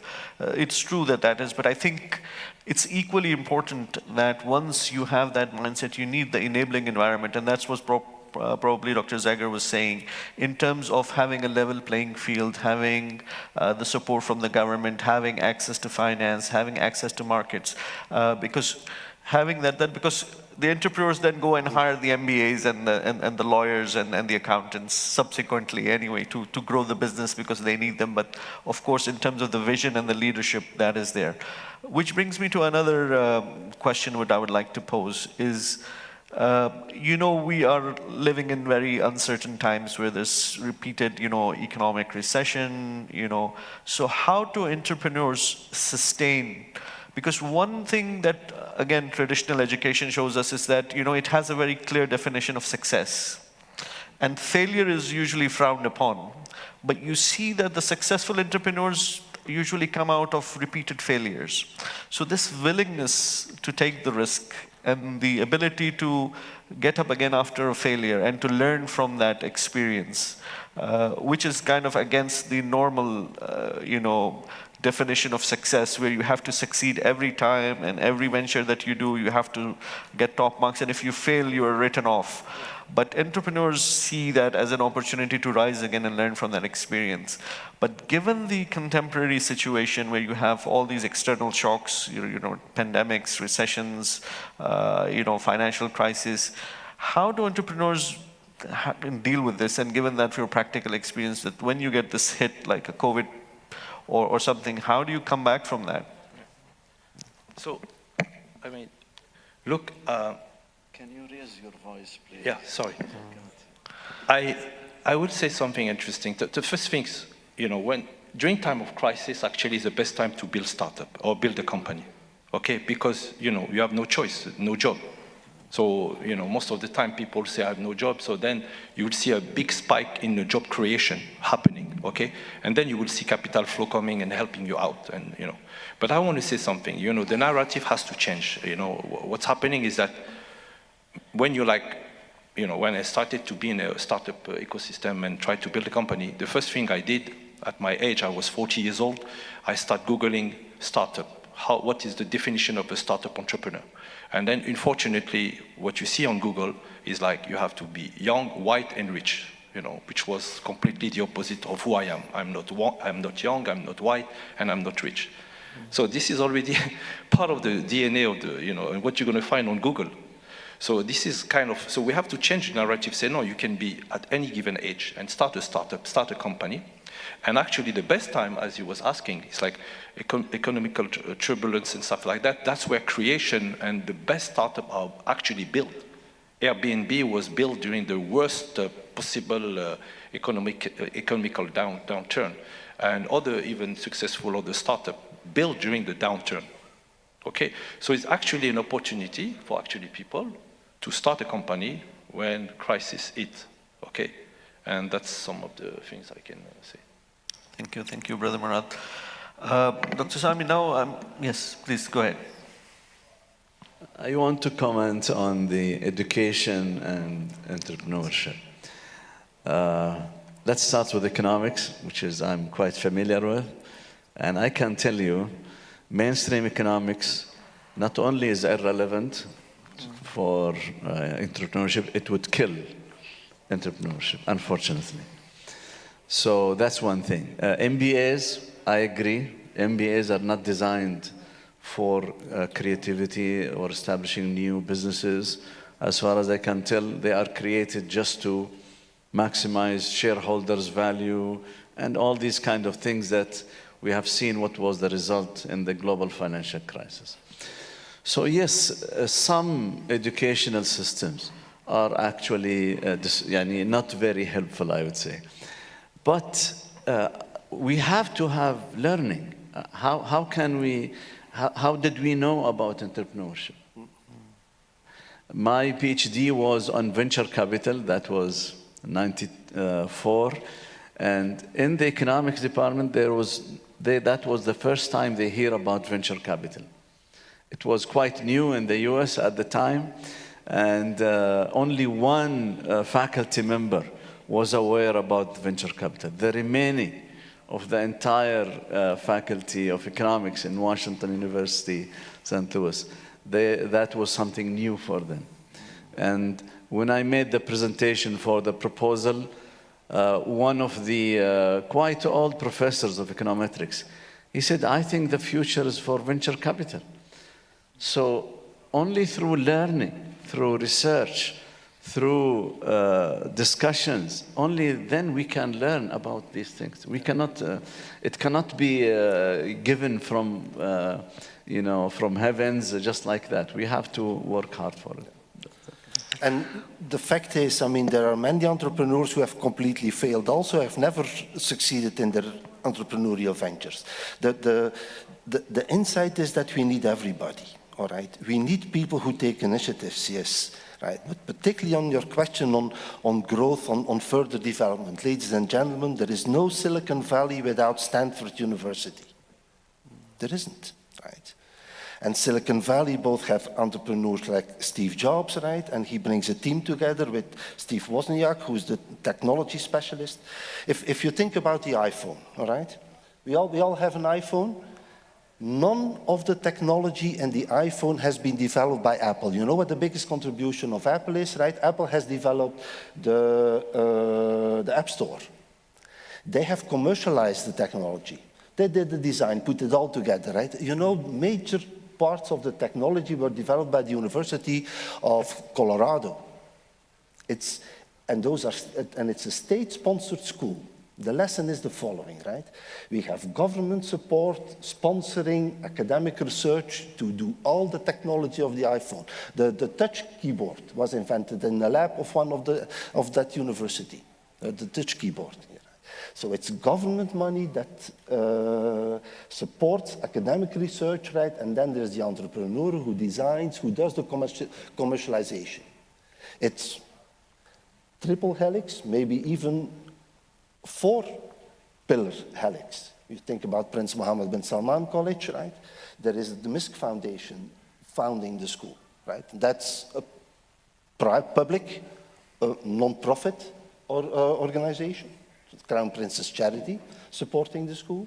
There is academia, there's Babson, there's Lockheed Martin for finances, and there's EMAR, Economic City, our home base in King Abdullah, Economic City. Right? So from the public sector, private sector, non-profit sector, right, creates the startup. And of course, there's an entrepreneur who is part of that team. Yeah, no, definitely. I echo what he says. You know, the ecosystem is an ecosystem. Yeah. So university has to be there. My point was that most of those guys who build, like you say, entrepreneur comes into the things. But going back to the failure, you know, the best school actually, the best university for an entrepreneur is failure. I know that is a stigma still in the Arab world or the global South. When you fail, nobody wants to talk to you anymore. But that's not what we should actually educate the new generation. Failure actually, usually when you fail, you learn actually 10 times. You become a 10x who you were before the failure. So imagine that. So when a young entrepreneur comes to me, say, I want to start something, but I'm afraid of failing. Yeah. I say, go ahead and fail. Capital is there, and they're actually sponsoring somehow your success or even your failure. And what we see a lot with a very smart venture capital, you know, they're looking at a previous founders or actually somebody who fell. And they will say, hey, teach me what you learned from your failure.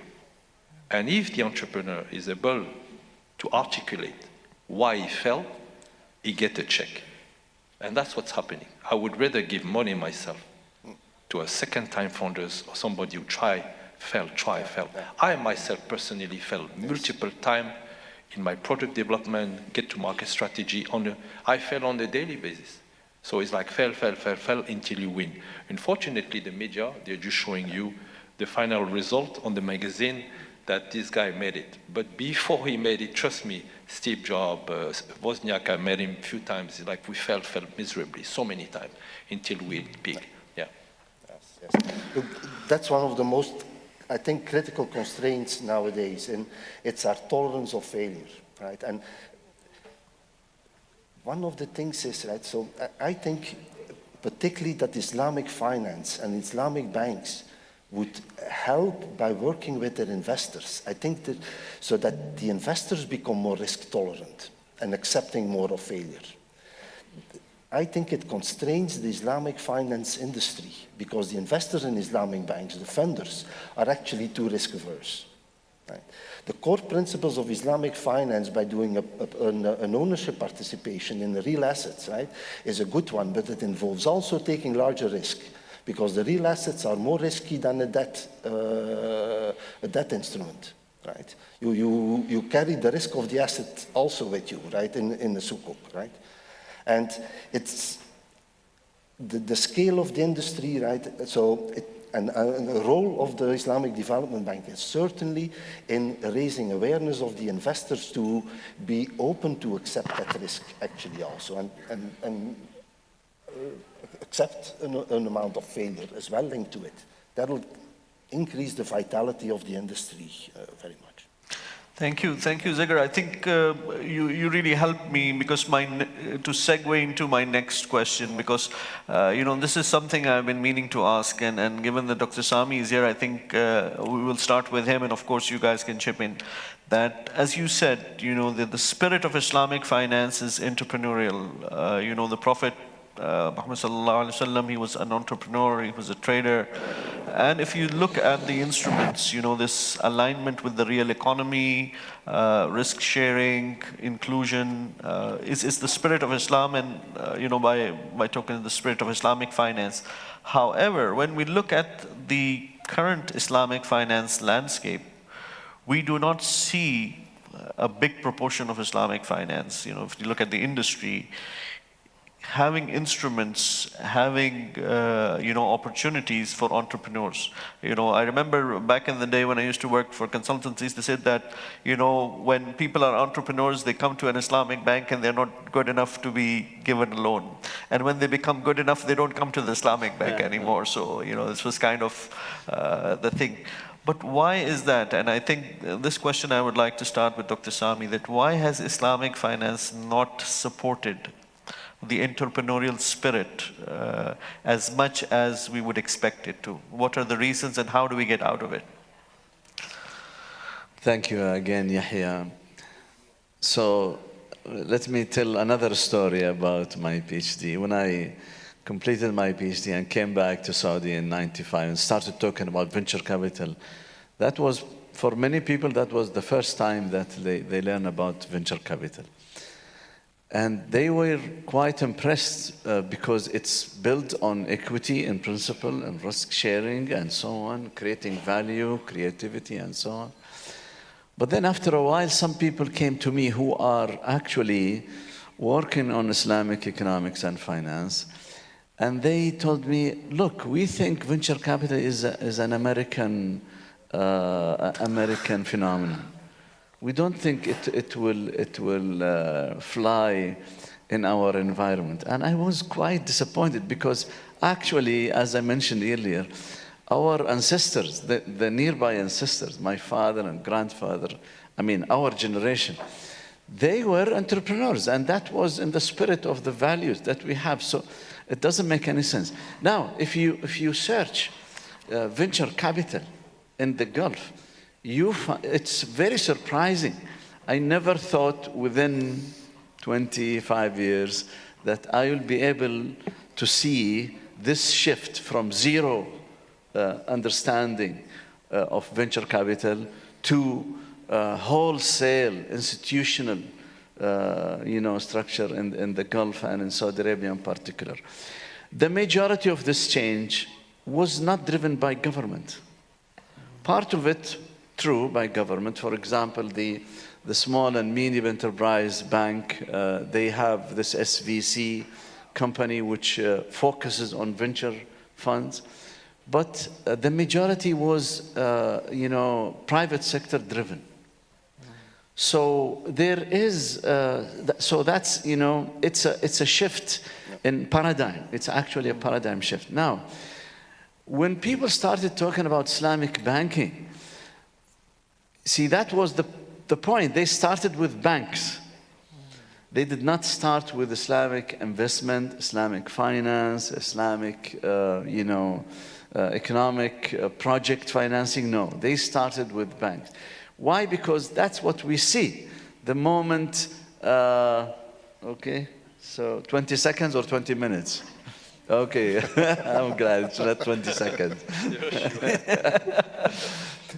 So we started with the bank, the commercial bank structure, and obviously that is not the most conducive structure for equity and for, we cannot blame commercial banks for that. We cannot ask them to do things that they were not designed to do. What we need to do is to create the institutions capable of absorbing risk, of managing risk, and of creating assets and creating value. And we are seeing this progressing gradually, but that's why we are here. That's what we are now discussing, is how to bring how to enhance the shift towards real creative Islamic financing. Yes, please go ahead. Actually, yeah, really good point. Echoed what you're saying, Doctor. What is interesting, we had also a shift that is very important that we kind of misspoke about, is the technology side of it. What's happening is that, before going back to Islamic finance and looking at the banking and opportunity and venture capital available, what happened is that in the past 15, 20 years in the region, okay, we saw a big uptake into new technology, okay? So when I first started my company, which was a mobile first company 15 years ago, it was on the promise of having somebody using the mobile to do anything they wanted to do with, okay? We got lucky as a global south to be behind in terms of adoption in technology.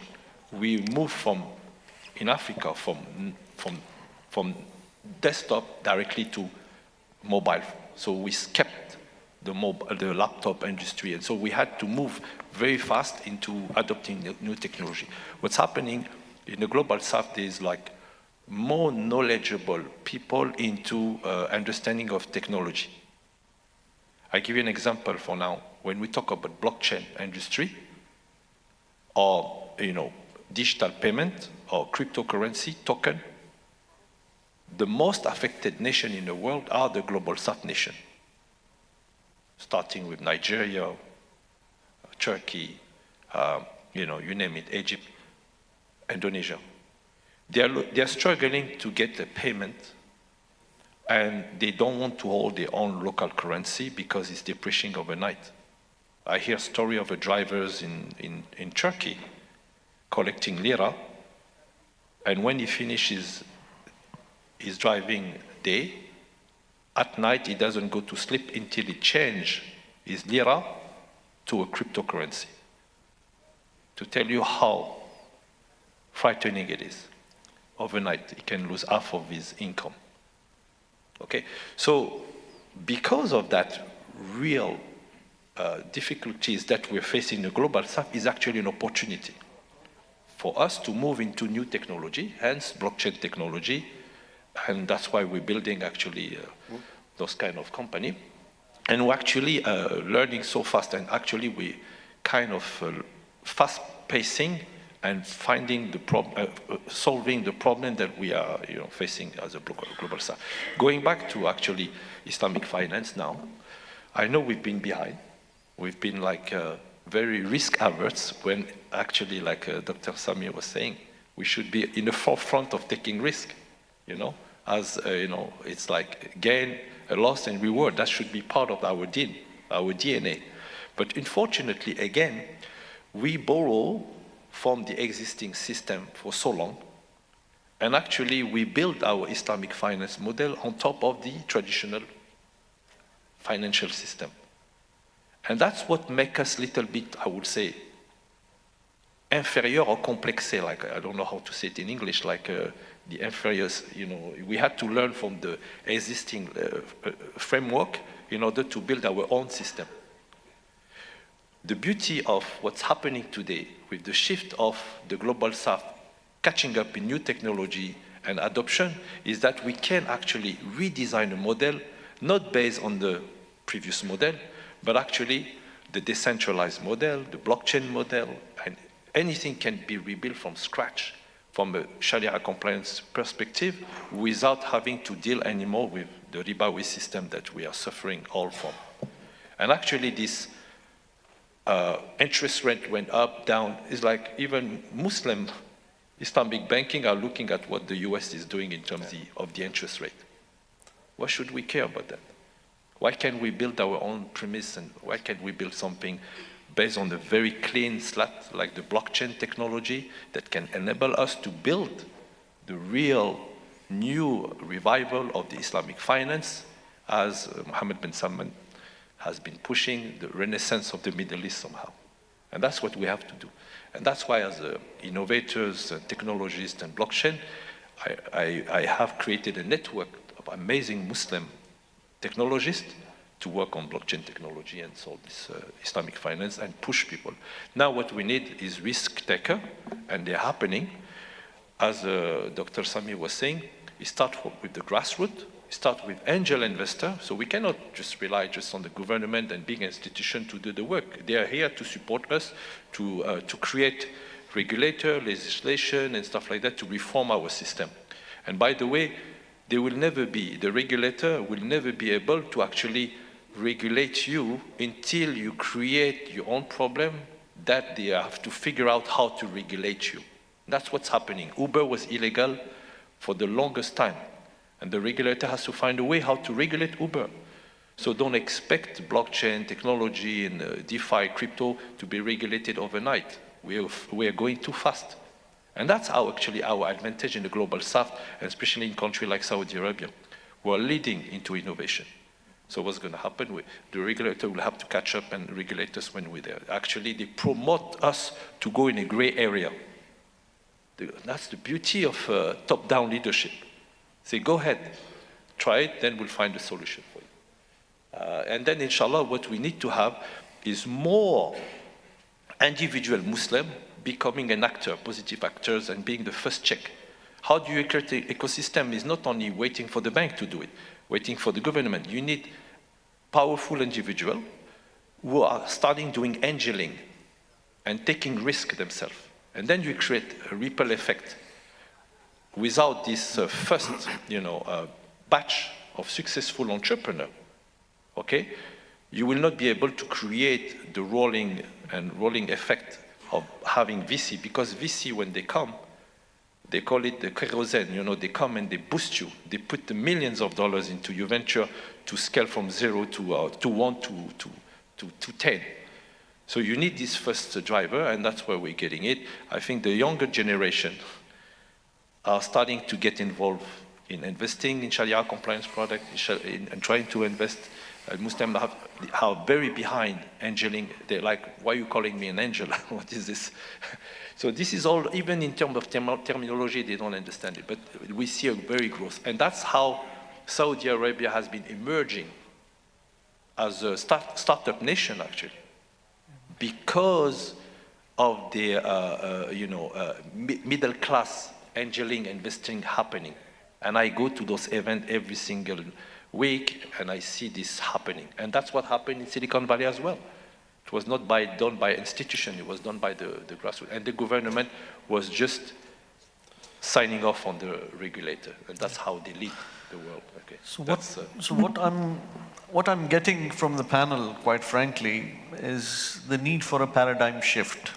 And the paradigm shift is in terms of academia, in terms of education, because we're saying that the traditional education, the traditional MBA is not really preparing the youth for the challenges of entrepreneurship, which doesn't mean that we do away with education, as was made evident, but we need a new paradigm, a new thought process, a new way of training people. I wouldn't say educating because it would seem very academic, but preparing them with the right skills, the right attitude, the right kind of risk appetite, with prudence. Similarly, when we talk about Islamic finance, again, there is a need for a new paradigm, which, as you said, is not so influenced by the conventional finance, but more open to risk, more open to inclusivity, and more open to entrepreneurship. So that's again a paradigm shift within Islamic finance, paradigm shift within academia. And then you mentioned about technology, which is, I don't need to say that it needs a paradigm shift because it's already shifted since we started the session. But that is a great enabler. So given that we're now in the final few minutes and before Gabby comes up with another poster, I would like to hear some final thoughts from each of you on what do you see as the way forward. We agree that, as you said, let 1,000 flowers blossom. There is no single solution to it. There's no a fixed prescription of, this is the way we would do it. As you say, people are different. There are different problems, different solutions. There is a need for a level playing field, an enabling environment. There is a role for the government. There is a role for academia. But final thoughts, and I would like each of you to give those final thoughts focusing on your area of specialty. So Dr. Zegher, you can focus from what does the academia or institutions that are preparing the new generation for entrepreneurship, what should be the way forward for them? And then we move on. I'll ask Brother Murad to look at it from the entrepreneurial point of view, and Dr. Sami from the Islamic finance and this. So let's start with Dr. Zegher, please. Final thoughts. So I'm delighted that my panel colleagues recognize the importance of being able to absorb risk, tolerate risk, accept risk, all right? Now, Islamic finance and Islamic financial institutions, all right, that level of tolerating and accepting risk, I think, can be enhanced. Now, the reason why it's necessary, it ultimately, and so that's where it links to education, it comes down to people, all right? Most people in Islamic financial institutions, they come from the traditional institutions. They have been trained in traditional banks, and then they work in Islamic banks, Islamic financial institutions, insurance companies, all right? So there's a role for education there, rather than hiring again from traditional banks, right? There is a role, and here is where, in partnerships, for instance, with Islamic Development Bank, education, but also research, right? Where then new, innovative, Sharia-compliant financial products can be created that can absorb that risk, that make that risk acceptable. And that's, for instance, right, we have experts in finance in the school, right, bringing them together with scholars of Sharia, for instance, to develop jointly new financial Islamic Sharia-compliant instruments. So that risk all becomes manageable. But then ultimately it comes down to people, right, preparing people to be specific for the organizations in which they will develop the opportunities for entrepreneurs. So there's a risk attitude, that can be developed. Mostly how we do this in the school is through experiences, right? So our education is practical, experiential. Our students work in teams, on ventures. They try, they learn from the successes and the failures they achieve. Thank you, Zakir. So, Brother Murad, so from an entrepreneurial point of view, given that you were mentoring and looking, so just briefly, what's the way forward? I will be straightforward. You know, we have to kind of, in the Islamic finance model, as an entrepreneur, we have to stop being, frankly, ashamed of our culture and what we do. If we really care about the Islamic finance and we really believe in what we believe in, first of all, we have to embrace it and go for it. That's the first thing. The second thing is that the largest institution or banks and stuff like that, and sometimes even individuals, they became defeatist, thinking that it cannot be solved and it's over. So we have this really like, we're like fighting an uphill battle, because if the main people who should be concerned about Islamic finance, they're like sitting and say like, what can we do? That's the status quo. So as an entrepreneur, and unfortunately for me, you know, I was raising capital in the Middle East. And when I was talking about my Sharia compliance, you know, takaful insurance on the blockchain that will make the life of millions of Muslims better, I almost, you know, it's always like that. You get laughed about, you get criticized, and then not real support happening within our own community. And they were in disbelief. Guess what? You had to have a non-Muslim to be educated in how Sharia compliance work in order for him to write me my $1 million check. And the guy say, you know what you're building is something that's going to change the world forever. And this guy is Tim Draper, one of the biggest venture capital in the world. 3 generations of venture capital, I think maybe it's in your white paper somewhere. He's one of the earliest venture capital in the world. And he came and he brought us a check. And you know what it is?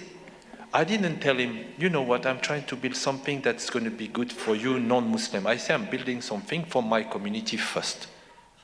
But my community is a good community that will uplift other community.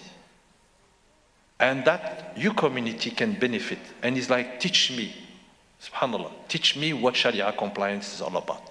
I understand the great product you're building, but I don't understand Sharia concept of it. I went to every single VC in the Middle East and I told them, how do you write your term sheet? How do you write a convertible note? This is the document on how you invest in company. Most of the people had clauses that were non-Sharia compliance. I removed them. I went to Tim Draper and I said, if you want me to help you, help us, remove those interest-bearing things and let's make it Shari. And he agreed right away. Thank you. So this is, and you know, you have to be there, you have to talk, and you have to, as an entrepreneur, really push your boundary and don't be afraid to reach out to anybody and to talk to what you really want to do and change. Thank you, Brother Murad. Dr. Sami, final 2 minutes on your thoughts, Sure. particularly from IDB and ISDBI's point of view of the way forward. See, human capital is the pillar or the cornerstone of economic development. And it is one of the 2 pillars of the strategy of the Islamic Development Bank. And as you said, Brother Yahya, rightly, we need a paradigm shift to move toward, you know, creativity, risk sharing, innovation, creating value in a systematic manner. That's the most important thing. It's just an idea. We take the idea and translate it into a project with proper systems, procedures, and IT supporting systems. And that's why we are here. That's why we are talking to entrepreneurs. We are talking to MBS school, because it's one of the leading schools in the country when it comes to entrepreneurship. That's why we are here. So it starts with the human capital, and that's the role of the Institute, is to be at the frontiers of developing and pushing Islamic finance to the next phase. Thank you. Thank you very much, Dr. Sami. And I think all that is left for me is to thank the panelists. I think it was a very enlightening and insightful discussion. We had a little bit of back and forth as well, which is very good because it enabled us to see different perspective. And I think that's the key message, that there has to be diversity of thought, diversity of approach, and to end with what Dr. Zegger said, let 1,000 flowers bloom. So thank you very much once again, and may I request for a round of applause for our esteemed trainers. Thank you very much. Thank you. And over to Gabriella.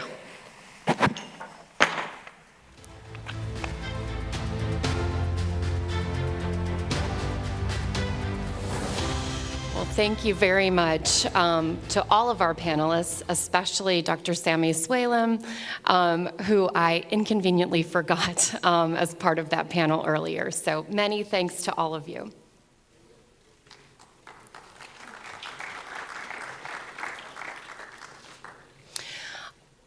Our next session is going to feature a discussion on the Smart Stabilization System.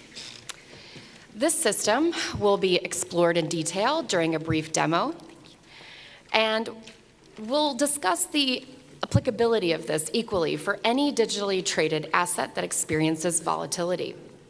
The Smart Stabilization System, or SSS, is a universally applicable augmentation of the trading market infrastructure for any type of asset.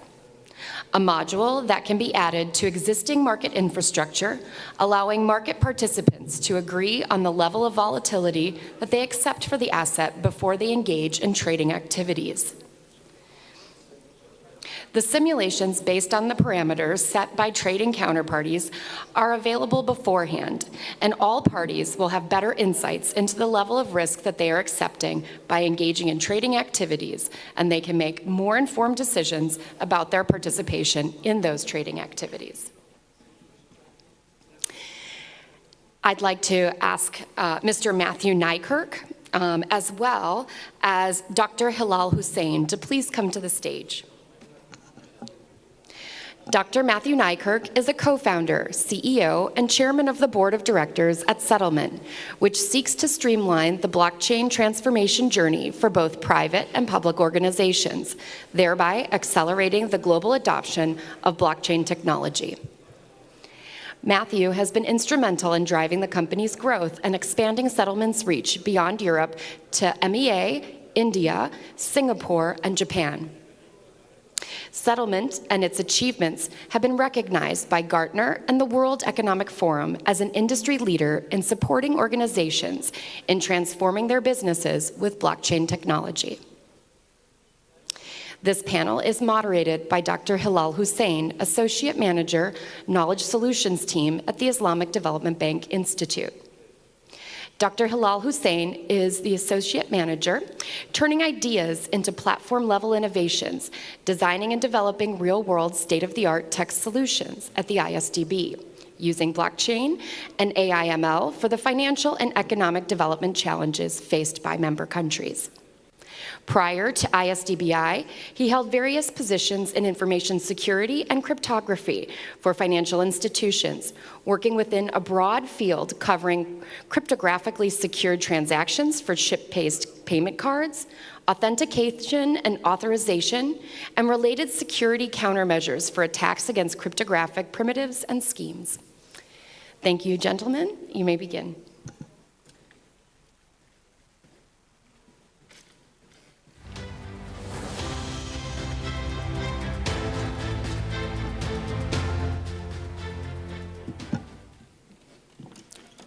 Thank you very much, Gabriella, for the introduction. Distinguished guests, Excellencies, ladies and gentlemen, Assalamu alaikum wa rahmatullahi wa barakatuh. This presentation will cover, as Gabriella mentioned, a system that's established by the ISDB Institute. It's called Smart Stabilization System. This is a system that's proactive. It is self-sustaining. stabilization algorithm, mainly for financial assets, including cryptocurrencies.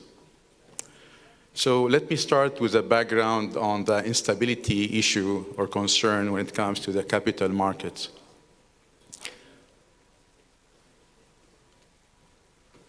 So we know that in the capital markets play an important role in mobilizing resources, allocating capital, which is essential for driving economic growth and job creation. However, capital markets often experience speculative swings marked by periods of booms and busts, which can harm economic progress. Now, there are already multiple techniques and strategies in place globally to reduce price volatility in organized exchanges. And these are backward-looking techniques that are backward-looking techniques because it works after the price change, and it aims to reduce this volatility after the fact. I'm talking here about, out of the many techniques and approaches, circuit breaker, financial transaction taxes, FTT, government-funded stabilization funds. And we know that government tends to play the role of the ultimate stabilizer of capital market, but there is a huge cost to the public fund and the hard-earned reserve.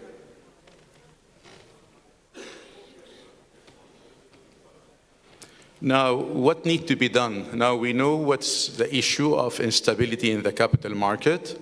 We know what are the current techniques and approaches that are there globally to mitigate this issue. So we think there is a need to develop and implement a self-financed stabilization system, which is essential to protect investors' rights, diverting from conventional taxation methods. At the same time, this system must strike a delicate equilibrium between stability and efficiency. Now, let me move to the solution proposed and actually developed by the ISDB Institute. This is called, as I mentioned, Smart Stabilization System. Now, since we recognize in the Institute the issue of instability in the capital markets and the limitations of current techniques and approaches to address this issue, altogether that we just saw there is what are the list of needed actions to be taken to resolve this issue, the ISDB Institute has embarked on designing the Smart Stabilization System, which is currently patent pending. So we're waiting for the approval, and once this patent is granted, this will mark the fourth patent secured by the ISDB Institute. Now, just to mention, we have patent on credit enhancement. We have a patent on voucher, which is a small token representing, let's say, complementary money. We have a third patent that's quite on the infrastructure of the blockchain technology, has to do with the consensus, the way they bring consensus among the participants in the decentralized network. And this is the fourth, inshallah, patent to come. Now, let me tell you a little bit about what is, how the SSS works and what are the main features of the SSS. As I mentioned, this is a forward-looking system. It's a proactive that manages the excess in supply or demand by applying predefined deduction. And this is all done and contrary to the other systems before the price changed. And this deduction could be cash, could be asset, are deposited into the stabilization fund. So within this SSS ecosystem, we do have a fund whereby these deductions will be deposited there, and users will receive what we call it stabilization tokens as compensation from this fund. Now, at major turmoils, the fund may also act as a stabilizer of last resort, definitely within the limit of the accumulated resources throughout the transactions. Now it comes the time to show you the video that demonstrates, that show you the assimilation platform of the smart stabilization system. The reason we're doing this because, as in the previous session, we're talking about that we need to keep trying. We need to see if our assumptions are really accurate, just to learn and keep learning and keep adjusting to reach the objective, which is really creating impact in the economy. So this simulation platform will show you how users can utilize this system to observe how the SSS can help stabilizing the asset prices. Welcome to the IsDB Smart Stabilization System simulation platform. Experts can use the platform to run simulations to see how the smart stabilization algorithm contributes to stabilize the price of an asset. There are two types of templates visible on the screen. My templates, these are created by the user, and global templates, which are created and shared by other users. The templates are created to run different simulation scenarios. For example, we see high, medium, and low uncertainty templates. The user can create new templates, as you can see on the screen. Each template has two sets of parameters. The first is used to generate simulated orders with parameters like initial market price and price variance. The second set of parameters are values for variables in the smart stabilization algorithm for the simulation that the user wants to run. The user can toggle the visibility of the template to make it visible to other users. Now, the user can run the simulation on the new simulation template that they have just created. The user defines the number of iterations and orders for the simulation. The user can then see the comparative graph displaying the closing market price after each round within a trading period of 300 rounds. The red line shows the price movement without stabilization, and the green line shows the price movement when the stabilization algorithm is applied. As we can clearly see in the graph, the market price is less volatile when the stabilization algorithm is applied. Here we see another graph for different iteration. Again, the result is less volatility when the stabilization algorithm is applied. And here, a graph for another iteration with similar outcomes. The user can also see the comparative stats for the completed simulation with and without the application of the stabilization algorithm. Most of the indicators show that the smart stabilization system reduces market volatility by between 25 and 45%, depending on the level of uncertainty. For example, the maximum market price with stabilization is 45% lower than without stabilization. Similarly, the standard deviation is 40% lower. The user sees similar stats for the volume and quantity that was traded in the simulation. The user can see the status of the stabilization fund, which consists of the tokens that were issued to market participants in the simulation and the assets and cash that were added to the fund in the simulation. In the simulation history screen, the user can access the complete history of the different simulation scenarios that they have run. Okay, I think now you might be wondering, so what? We do have a system that we can simulate the result of the system, but about the use cases of the system. Now, without any further ado, I'll give the floor to Mr. Matthew to talk about three maybe use cases of the system. Thank you very much.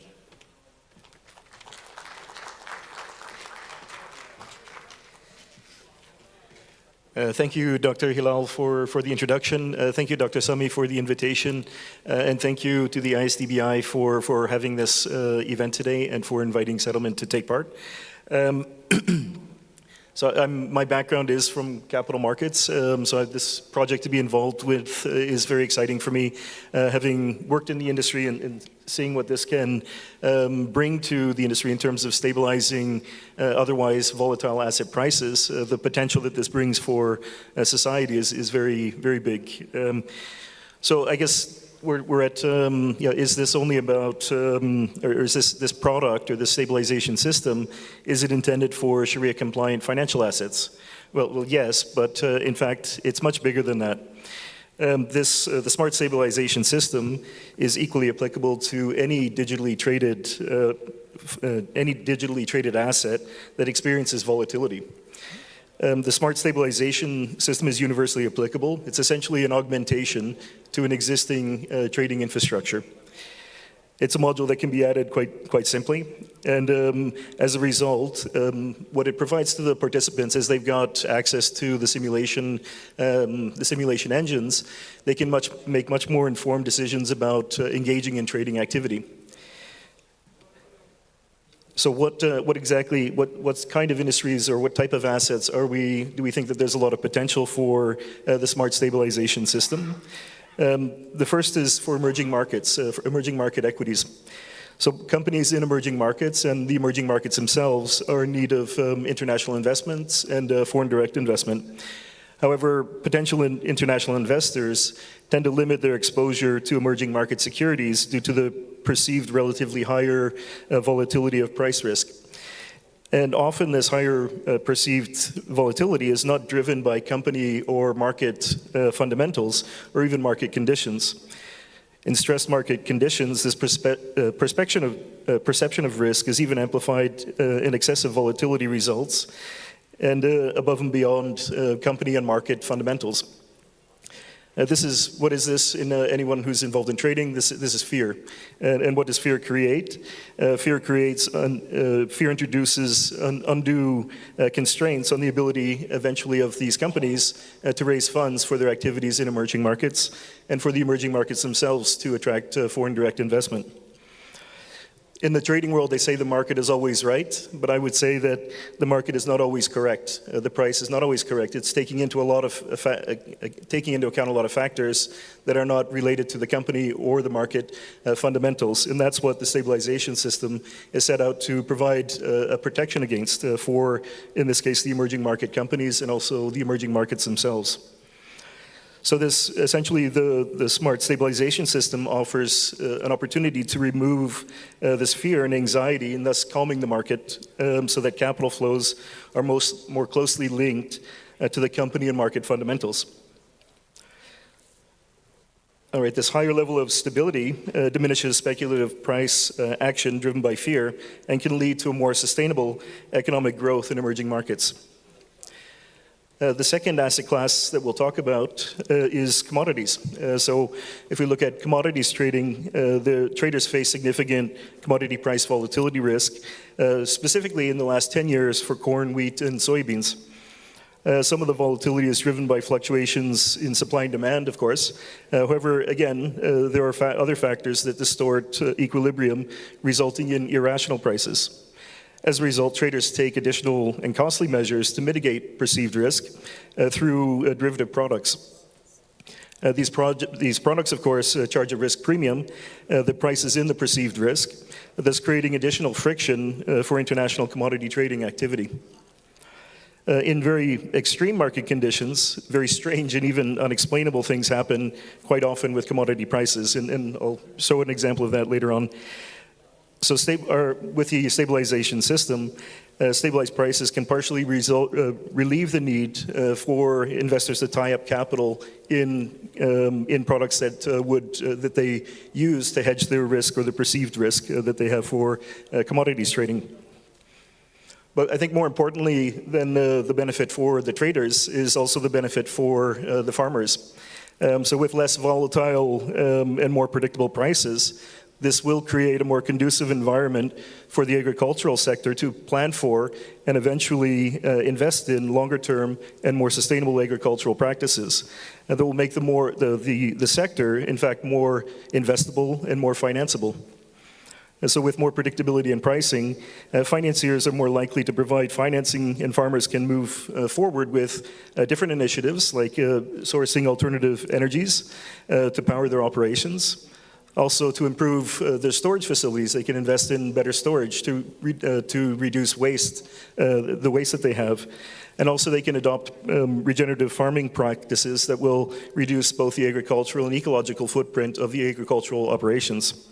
Those are just to name a few. I'm not a specialist in that field, but there are many ways that I think stabilizing the price of commodities can lead to a spill-on effect that will be the adoption of more sustainable farming and agricultural practices in the countries and by the farmers that are producing the commodities.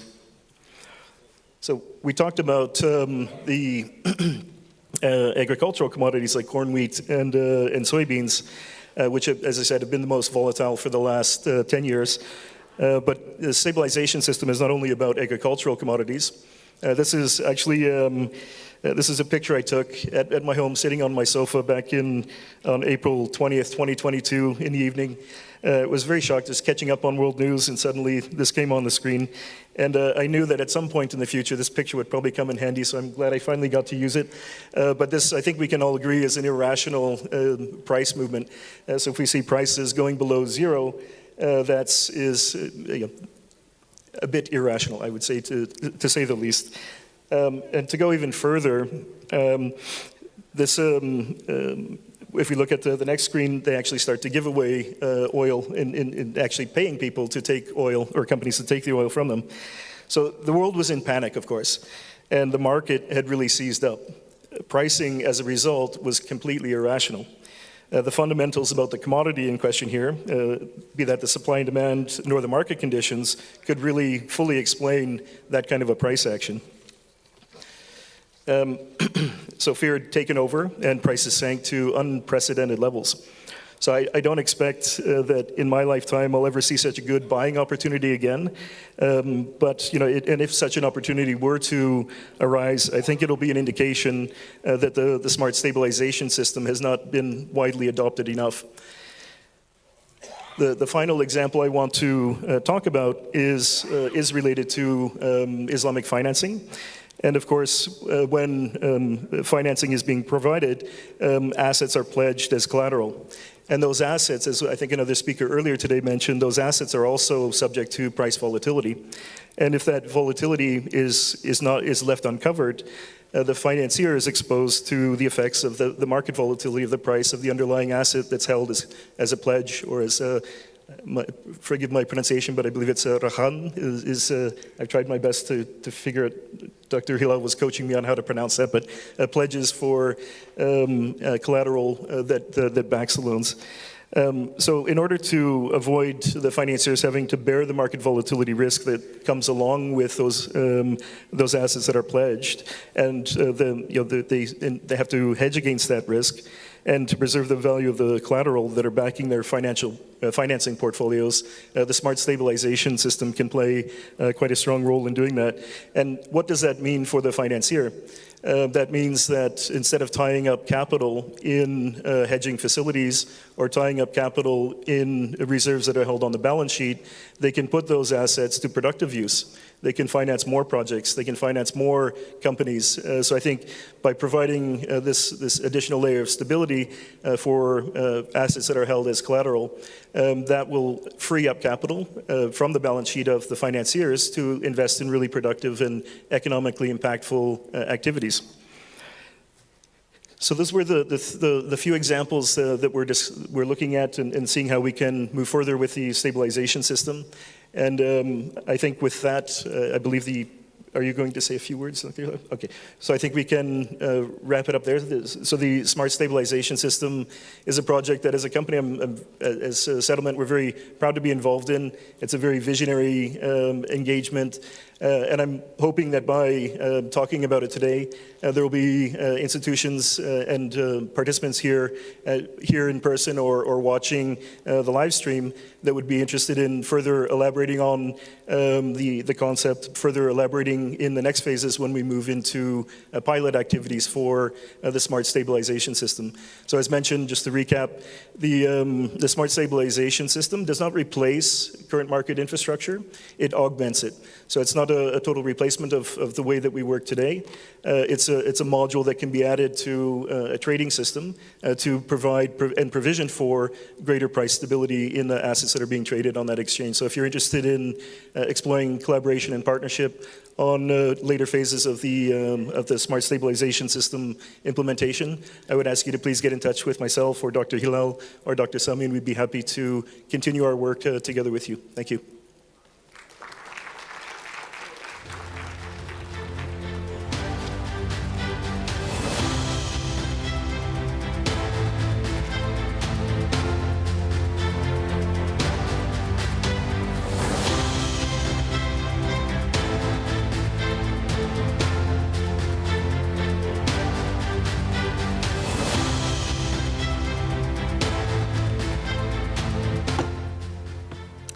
Well, thank you very much for that very insightful presentation.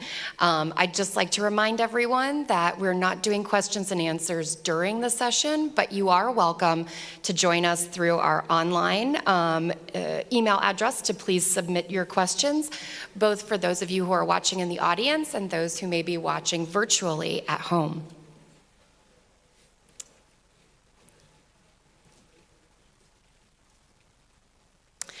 At this point, I'd like to ask Dr. Matthew as well as Hilal to please go ahead and take their seats. And if you could rise before you do for a few photographs.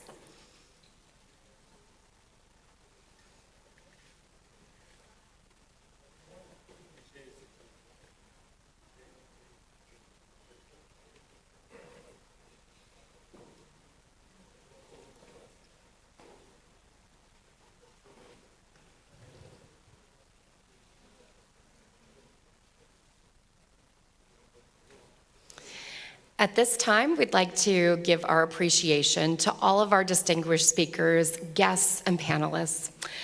In particular, our keynote speakers, His Excellency Dr. Groff and Mr. Mutlaq, our knowledge partners, MBSC and KEC Medina, as well as all of our panelists. If we could ask you to please come to the stage, we do have a few tokens of appreciation we would like to provide you with. If I could ask Dr. Sami Swalim to please come up.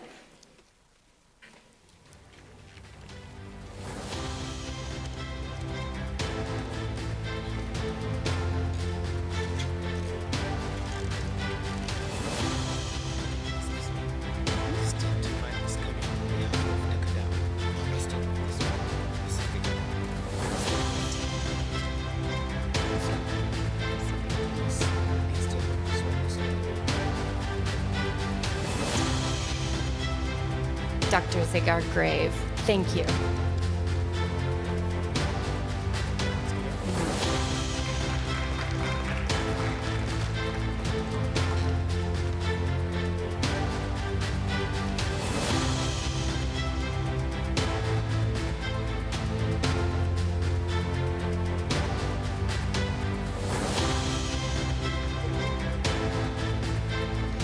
We'd like to give our appreciation to the Mohammed bin Salman College for this excellent and lovely gift. Thank you.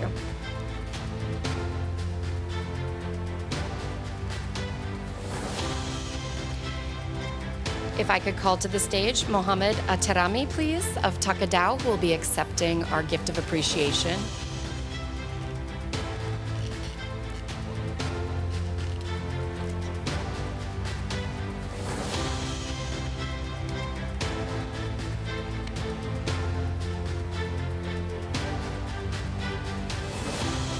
Thank you.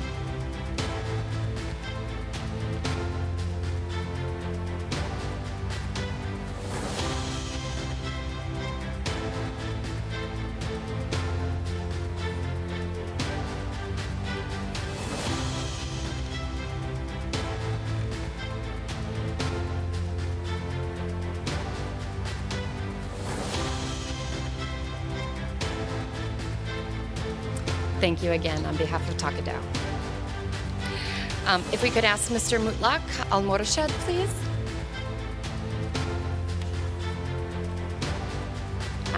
And as we wait, I will ask Mr. Matthew Van Nykirk, please, to come up and accept your gift of appreciation.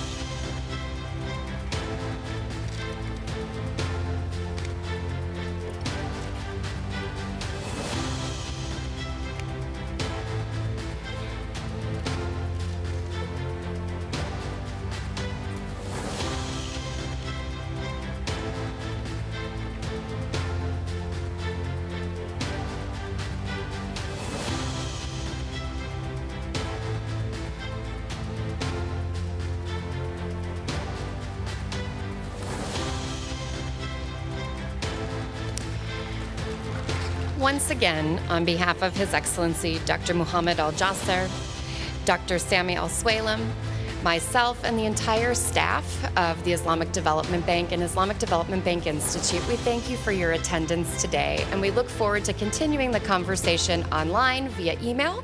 Again, if you've enjoyed today's session, please feel free to catch the recording on our YouTube channel, and we look forward to continuing to work with you into the future. Thank you again, and have a great rest of your day. And if you're here and you'd like to participate in a group photo, please come up to the stage.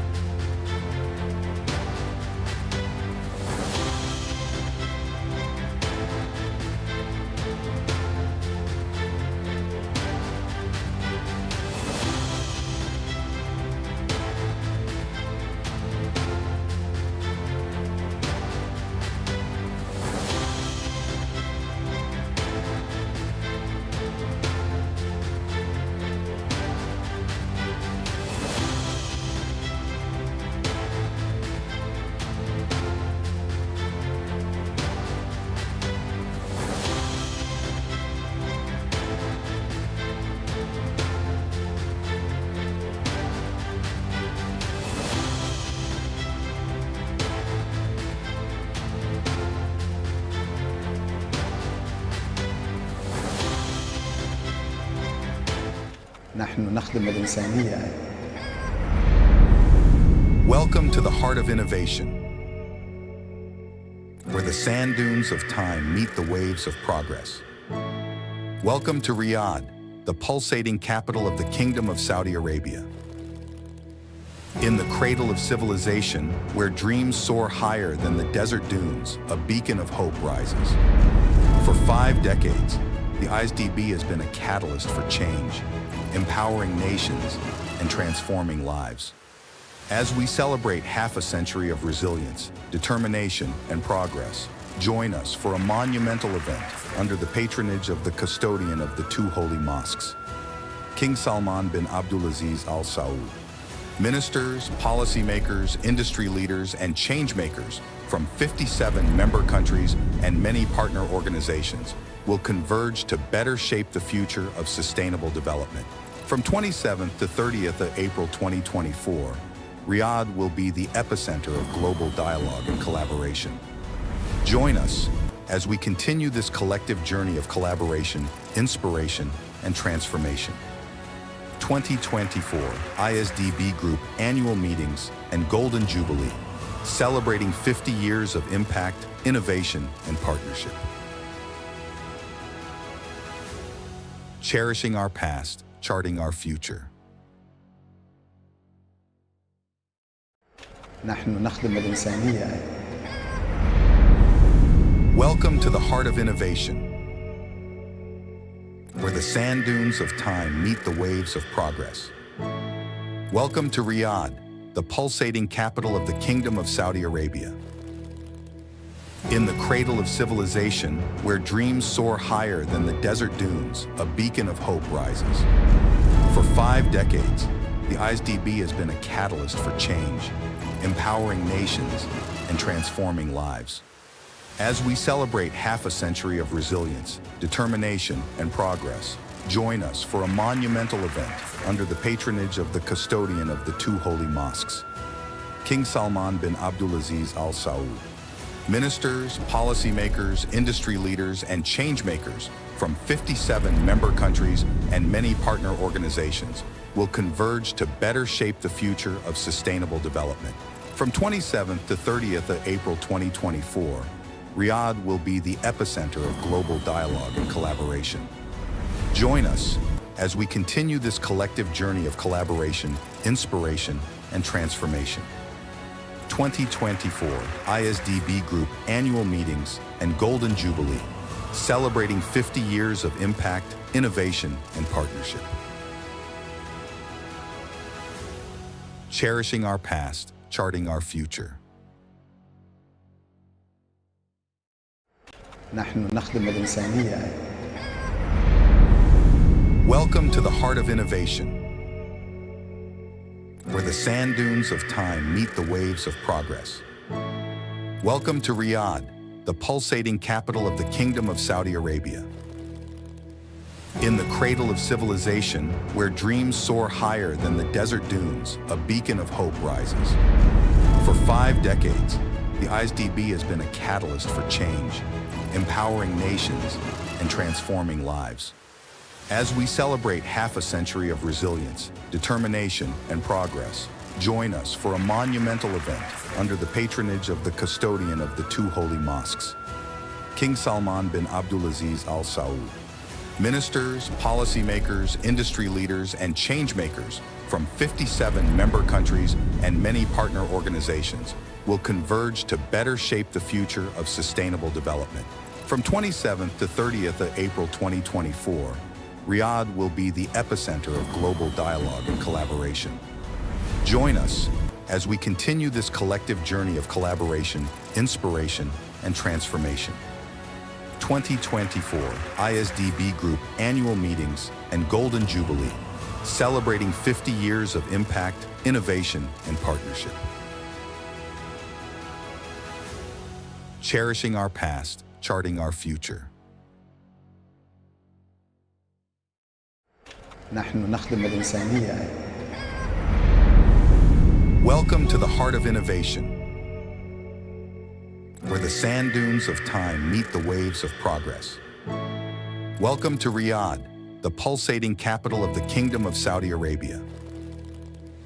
In the cradle of civilization, where dreams soar higher than the desert dunes, a beacon of hope rises. For 5 decades, the ISDB has been a catalyst for change, empowering nations and transforming lives. As we celebrate half a century of resilience, determination, and progress, join us for a monumental event under the patronage of the custodian of the 2 holy mosques, King Salman bin Abdulaziz Al Saud. Ministers, policymakers, industry leaders, and changemakers from 57 member countries and many partner organizations will converge to better shape the future of sustainable development. From 27th to 30th of April 2024, Riyadh will be the epicenter of global dialogue and collaboration. Join us as we continue this collective journey of collaboration, inspiration, and transformation. 2024 ISDB Group Annual Meetings and Golden Jubilee, celebrating 50 years of impact, innovation, and partnership. cherishing our past, charting our future. نحن نخدم الإنسانية. Welcome to the heart of innovation, where the sand dunes of time meet the waves of progress. Welcome to Riyadh, the pulsating capital of the Kingdom of Saudi Arabia. In the cradle of civilization, where dreams soar higher than the desert dunes, a beacon of hope rises. For 5 decades, the IsDB has been a catalyst for change, empowering nations and transforming lives. As we celebrate half a century of resilience, determination, and progress, join us for a monumental event under the patronage of the custodian of the 2 holy mosques, King Salman bin Abdulaziz Al Saud. Ministers, policymakers, industry leaders, and changemakers from 57 member countries and many partner organizations will converge to better shape the future of sustainable development.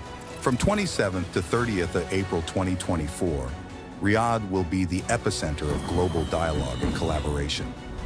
Join us as we continue this collective journey of collaboration, inspiration, and transformation.